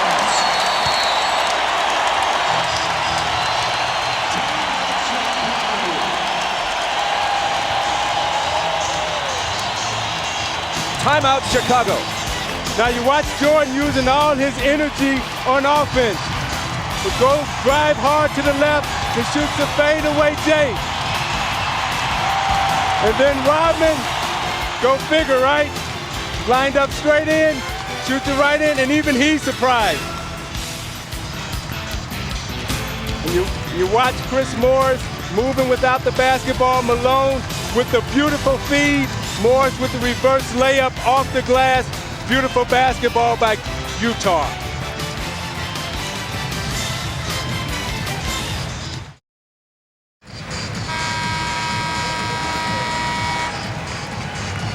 Ahmad Rashad back at the Delta Center. Now the strategy on Scottie Pippen, they had him in the back. They were putting ice on his back and electrical stimulation for pain relief, and they were trying to bide their time up until the 10-minute mark to bring him back out and see if he could play the last 10 minutes of the game. As you can see, he's back. He's on the floor. We just have to see how it goes. Bob? Ahmad thanks. Michael Jordan's first rest of the second half, and you'd have to guess it will be brief. Utah right now has got to force Phil Jackson's hand. They got to stop him, and they've got to get some scores to make him come back and not get his normal rest. Kukoc spins to the hoop and misses the bank. Bushler chases it down. They got a new shot clock. I didn't see that ball hit the rim. Kukoc out of the corner. That one's short. And Malone grabs the rebound. And he asked for a 20-second timeout because he was in danger of toppling out of bounds. I think what you're going to see right now with Chicago is Tony Kukoc is going to try to put the pressure defensively on Karl Malone. Isaiah, he's a first-team defensive player, but he's used to playing around the basket. Kukoc can beat him with his speed, and let's see if he tries to break him down out on the perimeter. And the dangerous player and the X factor for Chicago on the floor right now is Jud Buechler. Keep your eye on him because he'll come up with the hustle plays and the energy plays to keep Chicago involved. Stockton now is back into the game after that 20-second timeout, so he too has had back problems. He's back in now for the finish. Until he has exploded in the last couple of games, All the talk about Karl Malone concerned his scoring, but he has always been a terrific all-round player. Tonight, more evidence. 25 points, yes, but 10 rebounds and 6 assists. And we still have 9:16 remaining.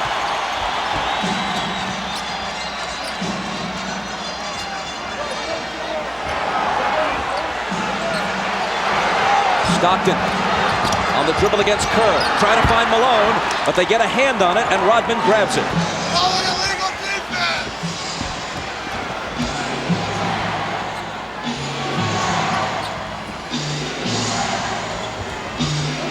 Kukoc, a 3 would tie it. 4 seconds to shoot. Stockton knocked it away from Kerr. Malone tumbles. Should be a 24-second violation since no one had established clear possession of that loose ball, and that is what's called. How about Karl Malone going for this loose ball? Now, John Stockton normally will come up with this ball. You can see he can't bend over with that back, but Karl Malone with a great hustle play that gives his team that opportunity now for the loose ball on the 24-second shot clock violation. Michael is at the scorer's table. He's coming back. The next time play stops. Remember now they like to go to Anderson in the post on Bushler.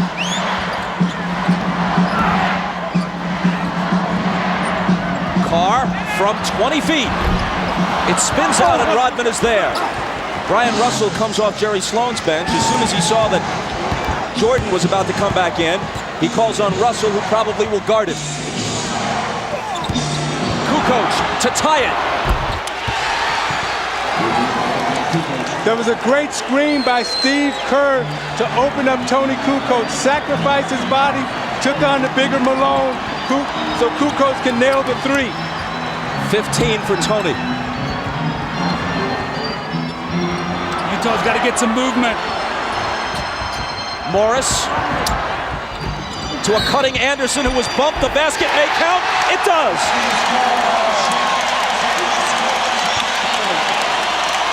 Bob, you can see now, Karl Malone has a tough time on the perimeter. He doesn't like to play out here, so he gets bumped and he just tries to run through the screen.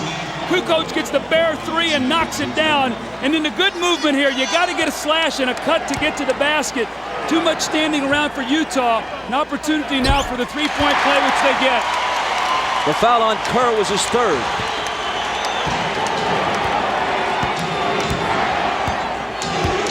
Jordan back in. Takes the pass from Pippen. Russell is on him. He gets by him. Now Carr comes over and commits the foul. You see, they're so conscious of Michael Jordan coming off the screen. He gave Russell the fake. Then he came baseline, and watch as he braces himself to absorb the contact. Knows that he's going to get fouled. He's going to go to the line. Watch Jordan at the end of this game, the last 7 minutes, Doug, attacking the basket, trying to get to the foul line. See, Michael is too good at finishing, though. You can't give him that baseline drive because he's going to get fouled. Isaiah, you got to push him back to the middle where you can help. Jordan is now 7 of 10 at the line. Kerr out, Harper in.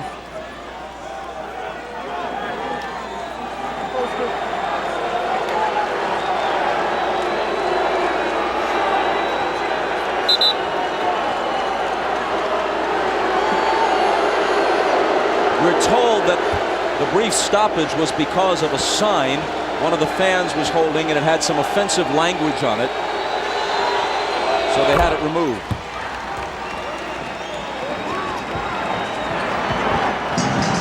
Dennis Rodman, we're told, was the only player to protest its removal.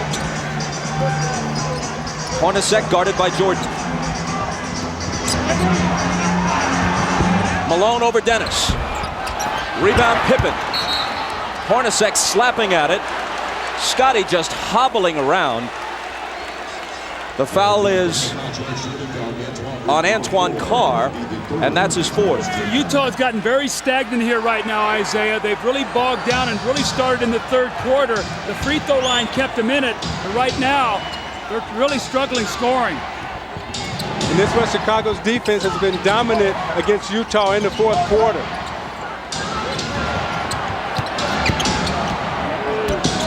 Jordan with the jumper. And with 37 points as Utah falls behind now for the first time since midway through the second quarter. See, he's headed for 40. I would start double teaming Jordan every time he touched it.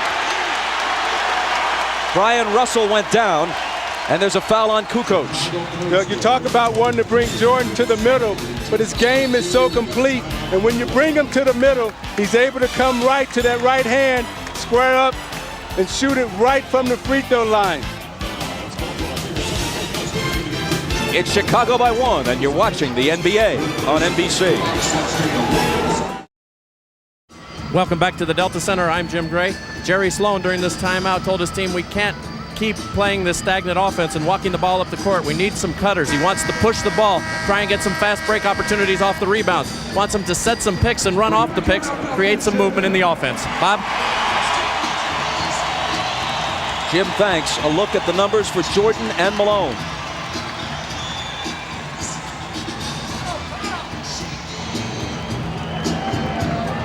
Jerry Sloan wants fast break points. They have to turn to John Stockton right now to push the tempo. And thus far, he's only attempted 4 field goals. At 5 points, 4 assists, and 3 turnovers. Stockton has to come through big for him down the stretch. What's happened also, too, when Malone's getting the rebound, he's holding it, and rather than outletting where they can run. Here is Stockton with Harper on him. Antoine Carr. Malone, 3 defenders on him, and they take it away. It's Pippen wincing as he comes up with the loose ball.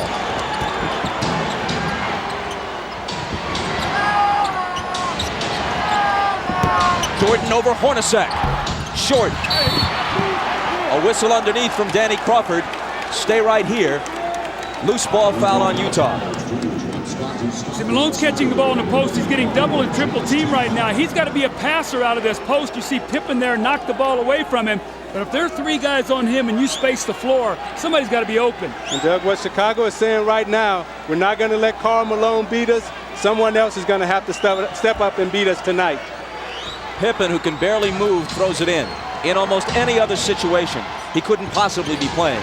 Regular season, never. Even earlier in the playoffs, he'd probably be sitting. Jordan again. And Stockton pulls it down. This is where they got to push it, get something quickly. Underneath to Carl, and he was fouled.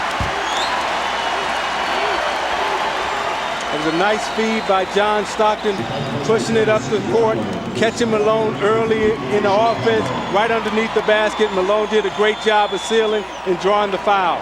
4 on Rodman. Michael's upset with himself right now. He's missed 2 jump shots that would have given his team a 3-point lead. He's really upset about that because both of them were very makeable shots that Michael normally makes. And Russell has done a good job guarding Michael Jordan, forcing him to shoot jump shots and not really allowing him to get to the basket. Malone busting loose with the huge game on Friday night. He had 20 in the first half. He's at 26 now after the free throw.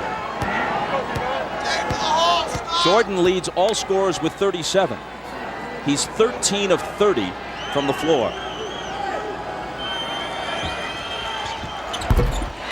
Utah back in front by 1. Steve Kerr now in for Chicago. Remember, he spaces the floor and gives them another shooter if they do start running at Michael and scrambling their defense.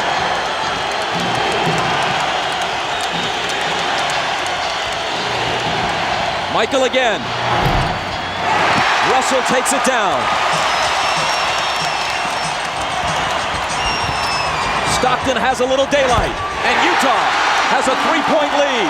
Transition basketball again. The little screen by Malone, and he hits the open jump shot. Kukoc. Kerr. Pippen in the lane.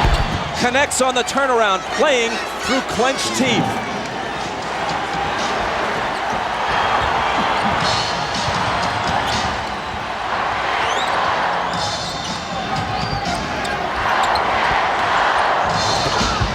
Malone. Rodman wins the rebound battle. That's a bad foul on Malone now because that's the 15th foul. Now Rodman will shoot 2 free throws, but Stockton pushing the ball up the floor. You see the screen right there by Antoine Carr, and Scottie Pippen cannot help out. And then Scottie Pippen with a quick post up in the lane, and the gutty effort by Scottie Pippen here. You can see as he catches the ball, it's so difficult, but he's got those long arms and can still score over Hornacek. The foul on Malone a moment ago was only his second. Rodman to the line. Remember, he made 4 clutch free throws in Game 4. This one is long. Over the year, he's a 55% free throw shooter.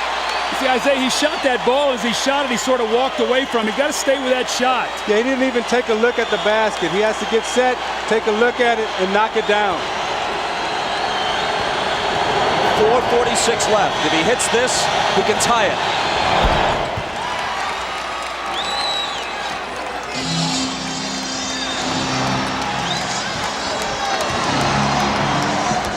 Stockton glancing at the clock as he comes across. 4.5 minutes for Utah to end its season or prolong it. Stockton, 5 seconds to shoot. It's Hornacek. Malone. They'll bring it back out. The jumper by Carl. Utah back in front. Great patience. Offensive rebound, kick it out, and Hornacek got it right back to him. Malone has 29.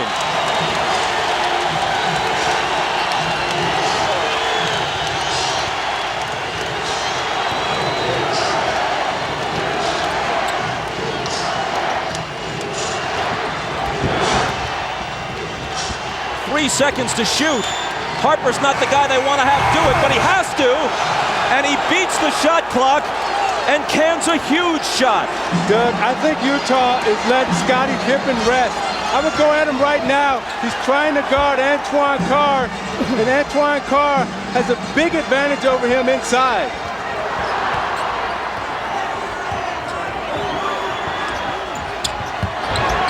Russell. Driving against Rodman. Contact and a foul. Kukoc was also there, and they call it on Kukoc's third. Now you watch Harper as he takes this shot. Does he get it off in time? I don't know. That's a tough call. Well, you know what? If they miss that call, it's a 5-point swing in missed calls on shot clock situations. They took a Howard Eisley 3 away wrongly in the first half.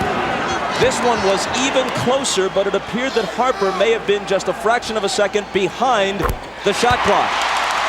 Harper's basket counted. This one by Eisley, which should have counted, did not. See, I think this 3 was good, and the last shot that Harper took, I think that was a shot clock violation.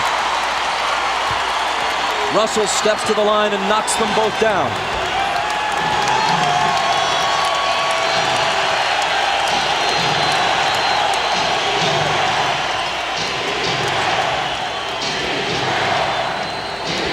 Stockton on Harper. Out to MJ for 3. It's short. Hornacek pegging it ahead to Russell. But Michael, with whatever gas is left in his tank, gets back to pick it off.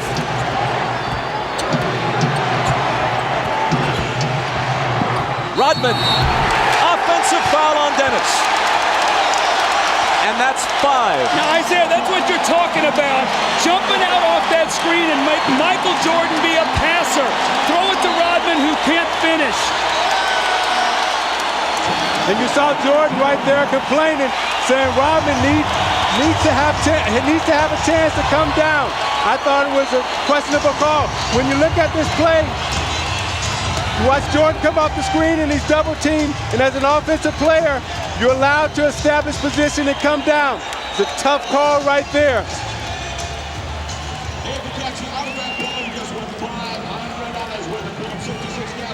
Oh no, says Michael. The Jazz by a basket. Well, remember last year in Game 4, Stockton to Malone that won the game. The long pass over the fingertips of Michael Jordan. Stockton with a great pass. Michael just misses it, and Malone gets the layup really to seal the win. Well, moments ago, were we going to see the same thing here? A chance to go up 4. Hornacek throws the pass, and Michael Jordan, with every ounce of energy that he has, goes up and gets the steal. He misses the shot, the 3 that would have put him up 1. Had this gone through, it would have been a 4-point lead for the Jazz. Michael gets back and makes the great steal. Jordan has 37 points on 13 of 32. 2 of 7 in the fourth. He is 3 of 14 in his last 2 fourth quarters.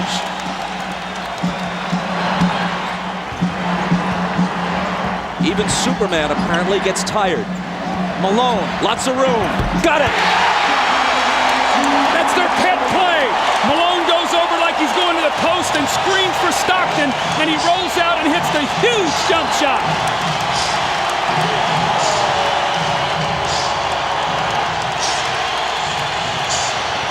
Jordan spinning, double team, has to get rid of it. Gets it right back from Pippen. Double pump, knocked away by Carr, and a foul. Isaiah, normally on this play, Malone goes to the post. This time he goes and screens so Stockton can get to the middle of the floor. A mix-up, they trap, no one rotates, and Malone buries the shot. Now on this defensive possession, Hornacek, I thought, should have run at Michael Jordan and made him pass the ball back to Scottie Pippen. You got to take the ball out of Jordan's hands right now and make Harper or Pippen beat you from the perimeter. Jordan's 9 of 12 now at the stripe. Now you look at the job that Russell is doing against Jordan. He's keeping him out on the perimeter, not allowing him to come into the post. He hits them both, making it a 2-point game with exactly 2 minutes to play.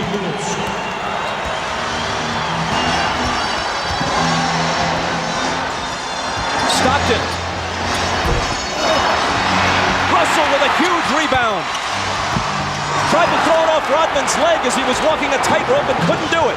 Chicago back looking to tie.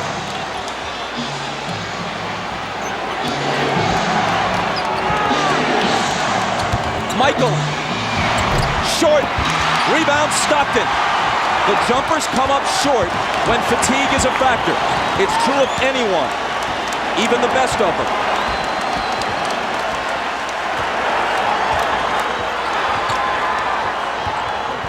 Rodman got in front and knocked it loose, but Chicago touched it last. Phil Jackson hot over that call. 1:14 remaining. Watch Hornacek on this play, wrapping off a triple screen. Stockton for 3! That would have been a dagger in Chicago's heart. Instead, they could tie it or take the lead with a 3 of their own. Jordan. And a blocking foul. Stockton is down on the floor. Jordan's going to come to the line. It's Stockton's 4th. You watch Jordan fake like he's coming to the middle again. Russell gives him the baseline. Stockton comes over a little too late. Called the blocking foul on Stockton. Jordan again at the free throw line. 22nd time, 22nd timeout. Chicago takes a 22nd timeout.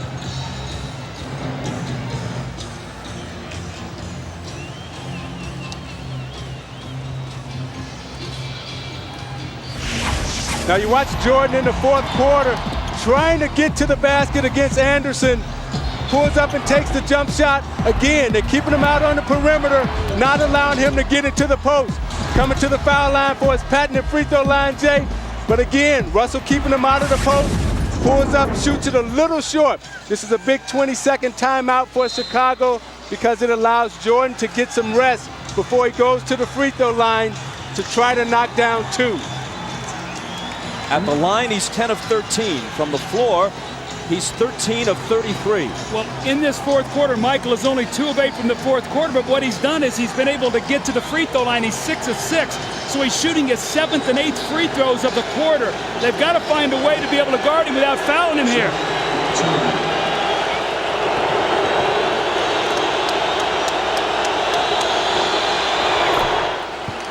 He cuts it to 1. Phil Jackson has told the Bulls during the last couple of timeouts, let's try to take it to the rack, go to the basket, not look for the perimeter shot.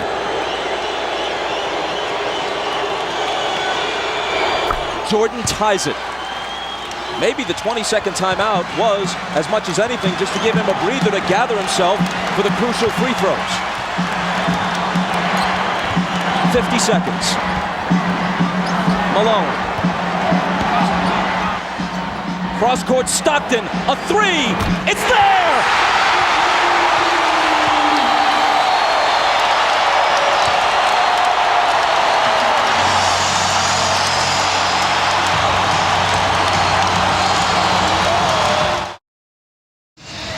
Now Ron Harper is guarding Stockton, who cuts through. Pippen is going to double team. So what happens now? Stockton's going to circle through, and Antoine Carr dives down, so Harper has to play him. Now on the skip-out pass, Stockton hits the 3. What a huge shot to put his team up 3. Look how close his foot was to the line here. A 3 by inches.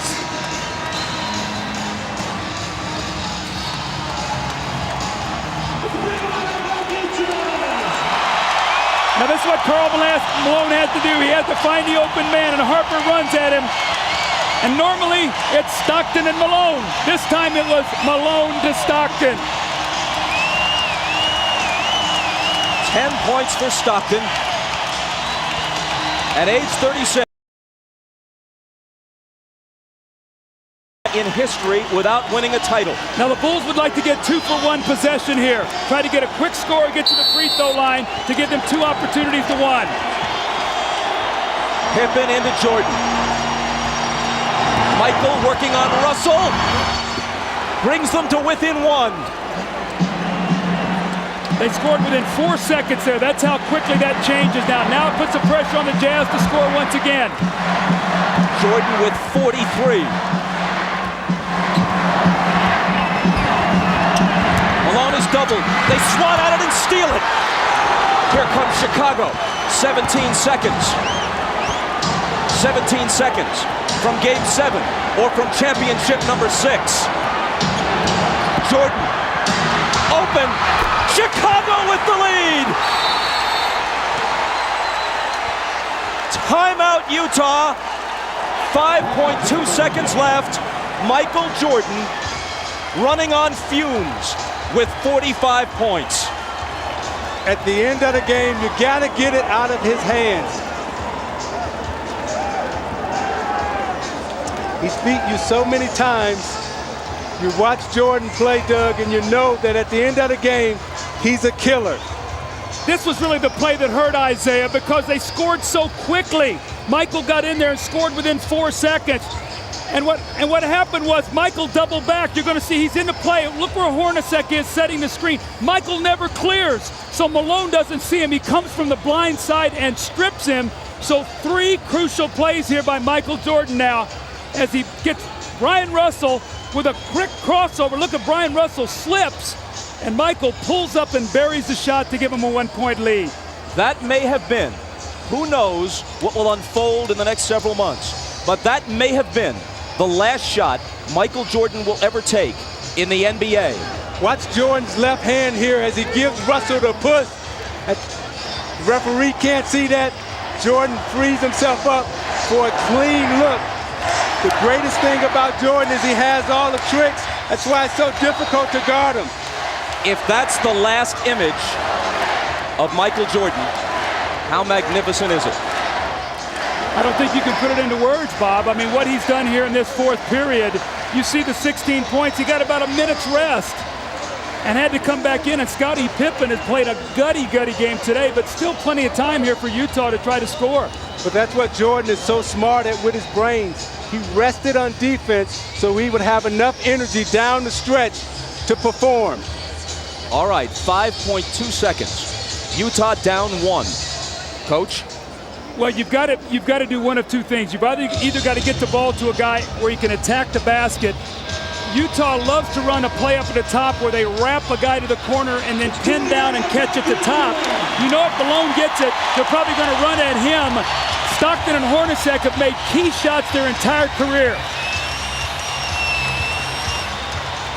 Stockton, Hornacek, Antoine Carr, Karl Malone, and Brian Russell.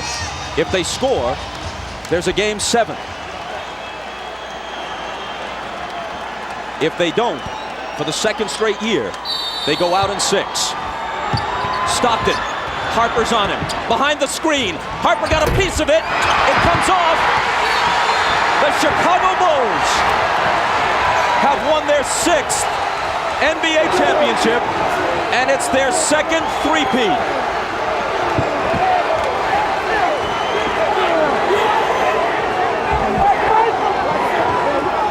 When you lose by this narrow margin, speaking of the Utah Jazz, there are so many things to look back on. But the Howard Isley 3 that was taken away in the first half will eat at them all summer long.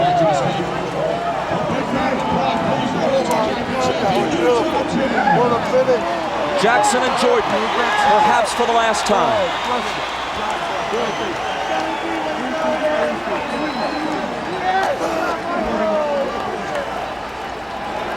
Chicago 87, Utah 86. Jerry Sloan showing class, trying to shake hands with each and every member of the Chicago Bulls, who won 2 out of 3 here and 2 out of 3 in Chicago. Thanks, boy. David, thank you, boy. Thank you. Statistically, especially in terms of shooting percentage, Michael Jordan has had better games. But when you consider at age 35, the games he's played this year, the grinding minutes he's played, and Scottie Pippen being all but incapacitated tonight, and the fact that they're on the road, and the fact that the odds would shift to Utah's favor for a Game 7, yes, MJ rose again.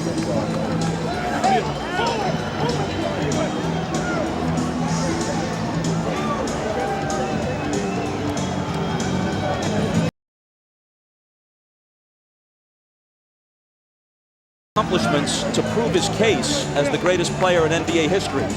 He just adds to it. And if this is the final chapter, what a way to close the book.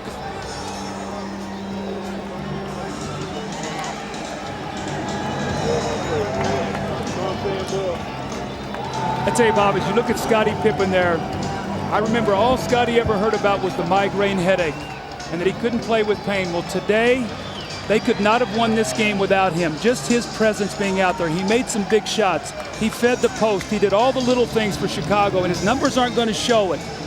But Michael, once again, with the heroics, the unbelievable plays. But his sidekick, Scottie Pippen, was there for him when he needed him. And I'm watching Michael Jordan hug his mother right there. Such a great player, such a great person. Everything that this game is about, the goodness of it, he represents, and what he's done for the game of basketball and for this Chicago Bulls organization. All of us as former athletes are very thankful to 23 in red. Michael Jordan is as great a competitor as sports has ever seen. He also has an uncanny sense of theater. And as he makes his decision, he'll think about the fact that he could not ask for a better punctuation than this. He accepts a victory cigar from Jerry Reinsdorf to not only hit the winning basket, but have it be the last shot he takes this season, maybe the last he'll ever take in a Chicago Bulls uniform, to win the game and the championship by a point. You know, Bob, it's interesting about Michael Jordan. He's a guy who has nothing to prove, but lives his life every day as if he has everything to prove. That's something about his greatness. He's an unbelievable athlete.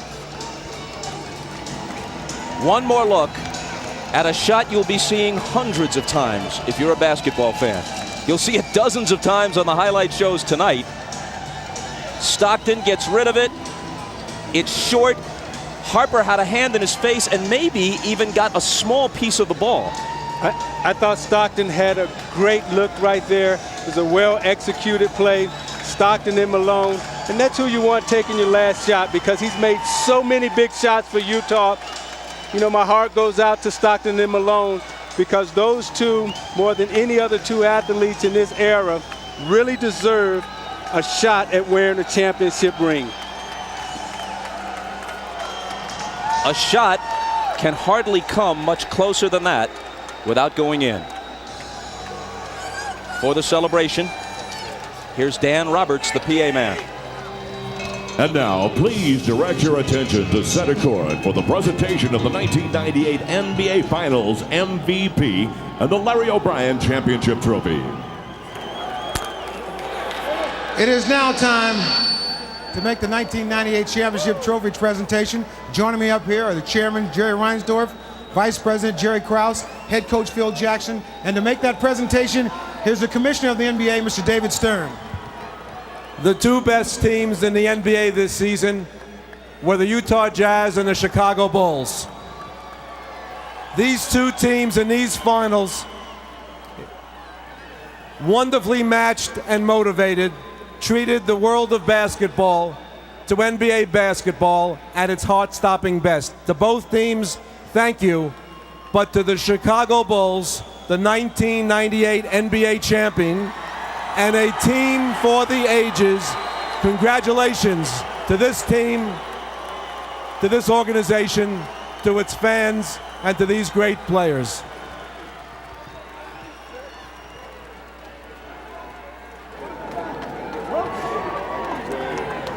All right, Mr. Reinsdorf. Chicago Bulls fans all over the world would like to know, are you going to do everything you can possible to bring these guys back here to try to do this all over again? Well, let me first, Ahmad, say that on behalf of millions of Bulls fans all around the world, it's an honor to accept this trophy. It's only unfortunate that we can't have co-champions, because this Utah Jazz team is just the greatest team that we've ever played. 2 years in a row, they took us as far as you could take anybody. Winning six championships in 8 years is unbelievable. It's a tribute to a great coach and his staff, great players, Scotty and Michael, an unbelievable performance by Scotty and Payne tonight, Jerry Krause and his staff, just unbelievable. And on behalf of millions of Bulls fans all over the world, I can only hope and pray that Michael and Scotty will come back and defend the championship one more time. I take that as a yes. You are going to try to bring them back. Jerry Krause, you have to be very proud of this team. I'm so proud of these players and the staff. And this is for the fans back in Chicago, the greatest sports fans in the world. And we're just so happy. We want to celebrate safe, guys, and we'll be home tomorrow morning. All right, Jerry, let me ask you, you do everything you can to bring these guys back. Well, you know, tonight all I want to do is celebrate and have fun, and we're gonna talk later on. But this is a great occasion. And what Jerry said about the Utah club, Jerry Sloan and Scotty Layden are special people, and this is just a great organization, and it's somebody that you're proud of that you can be with. All right, Jerry, let's talk to Phil Jackson. Yes, I'm on. Once again, another journey to the top of the mountain. How is this one different from the other five? Well, Ahmad, we had to fight our way through this one. This is a real struggle for us this year against overwhelming odds. Maybe not as talented as the last 2 years, but they had a great heart. Hearts of a champion, as Michael has said, and they won it. All right, you will celebrate tonight. Are you going to come back? That's a great question, Ahmad. I'll dodge that one right now. Thanks. All right, Phil. All right, once again, it is now time for the 1998 NBA Finals Most Valuable Player Award. And once again, here's the Commissioner, David Stern. Big surprise. 6 championships, 6 MVPs. Michael Jordan, get over here. You grace us with your presence. You've contributed mightily to our league. And tonight you gave one of the singular performances in the history of the NBA Finals. Thank you and congratulations, 1998 NBA Finals MVP, Michael Jordan.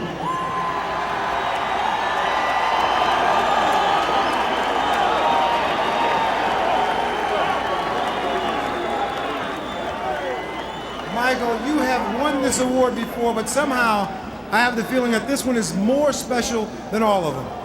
Well, let me say hello to my wife and my kids at home because they desperately wanted to come. I didn't want them to come here today because I wanted to focus on the game, but I wish they were here to help me celebrate. I know they're there cheering, and I can't wait to get home. But to the Utah fans, you guys are a tough bunch to play in front of. You guys came out with a lot of loyalty and respect for your team.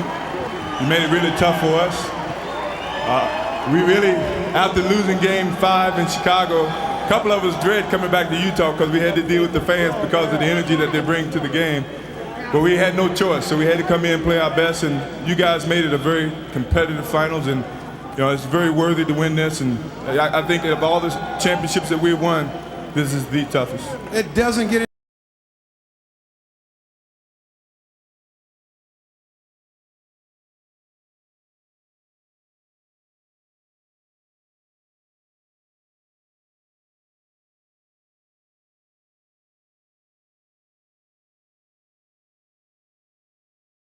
I think everybody who looks at this year is going to have a lot of gratification and understanding and a lot of dedication. There were a lot of times during the course of the season that people doubted the Chicago Bulls, doubted that you'd be able to come back and pull this off. Even during this finals series here, people doubted you. How'd you guys stay so confident? Well, I mean, this team is one. Our leadership is strong. Our leadership is very positive, very determined, and it filters down to the rest of the players. And we never let anybody give up. We believed in it, and we kept coming for it. All right, I've asked everybody if they're all going to come around to try to do this again. One more time? I would love for that to happen. I think that's something that's got to have to be determined over the summer. All right. Congratulations, Michael. Congratulations, Chicago Bulls. Let's go over to Jim Gray. All right, thank you very much, Ahmad. Tonight, one of the truly gutty performances in the finals by Scottie Pippen. Scottie, how badly were you hurt during this game? I was hurting pretty bad, to start the game off. I was able to get a dunk when I came down. The pain just sort of built from that point, and every time I tried to run, I was getting spasms.